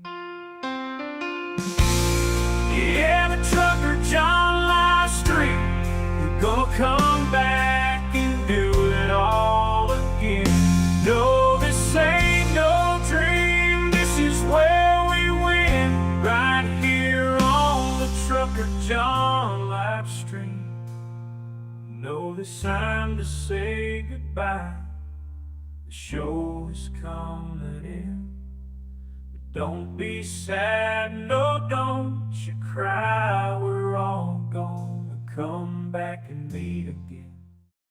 Rolling down the highway in my rusty old rig. I'm a retired trucker, but my spirit's still big. Living in Vegas, where the lights never sleep. Broadcasting my thoughts for the world to keep. From politics to pop culture, I've got it all. Sharing my views, no matter how big or small. Talking about food and movies and bugs, shining a light on all the social issues. No shows, I've driven through the desert, seen the city so bright. But now I'm living in a different kind of fight. From my apartment in Las Vegas, I hold the key, exploring the world through my live stream for free.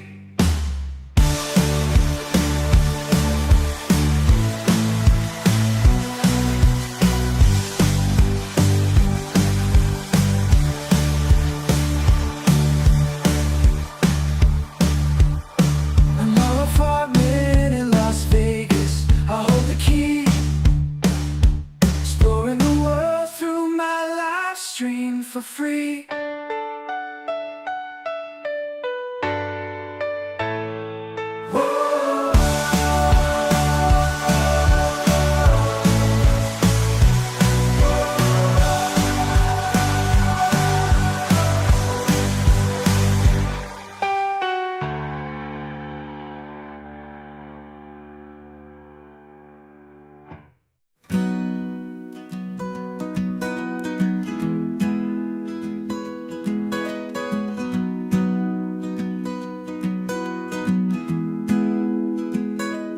So you want to take a trip down Paradise Road, but it ain't that pretty, it ain't paved with gold. Everybody's got the dirty little secrets, everybody's got some things unknown. But if you ain't real careful, baby, it'll cut you down to the bone.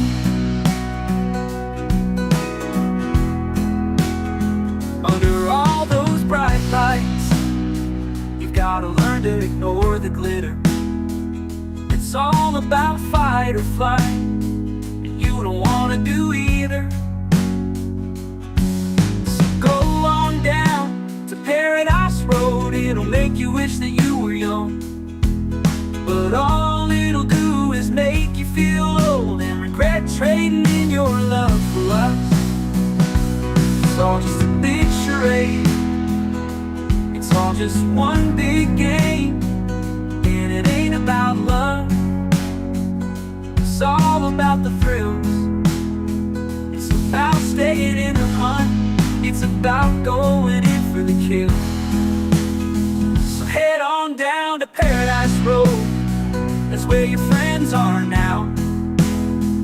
They're the people that nobody knows, so go ahead and make your big show. So live it up on Paradise Road, just don't let anyone know.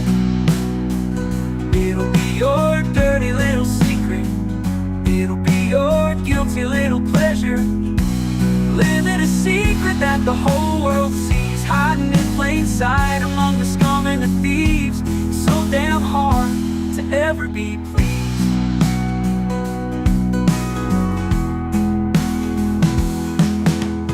Everyone wants to live the good life, everybody wants a piece of paradise.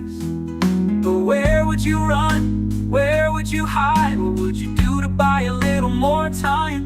Grandiose dreams of happily ever after are really just another day's end. And when the sun goes down, you just lay there wondering, can you really do it all again? You're praying for one last shot, you're hoping for one last big win.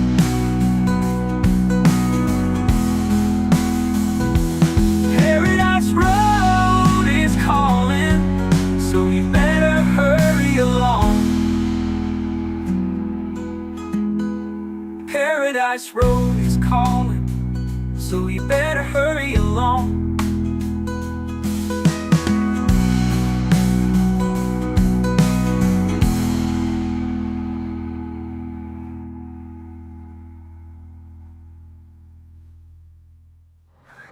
Show's over. I'm out of here, folks. Bye.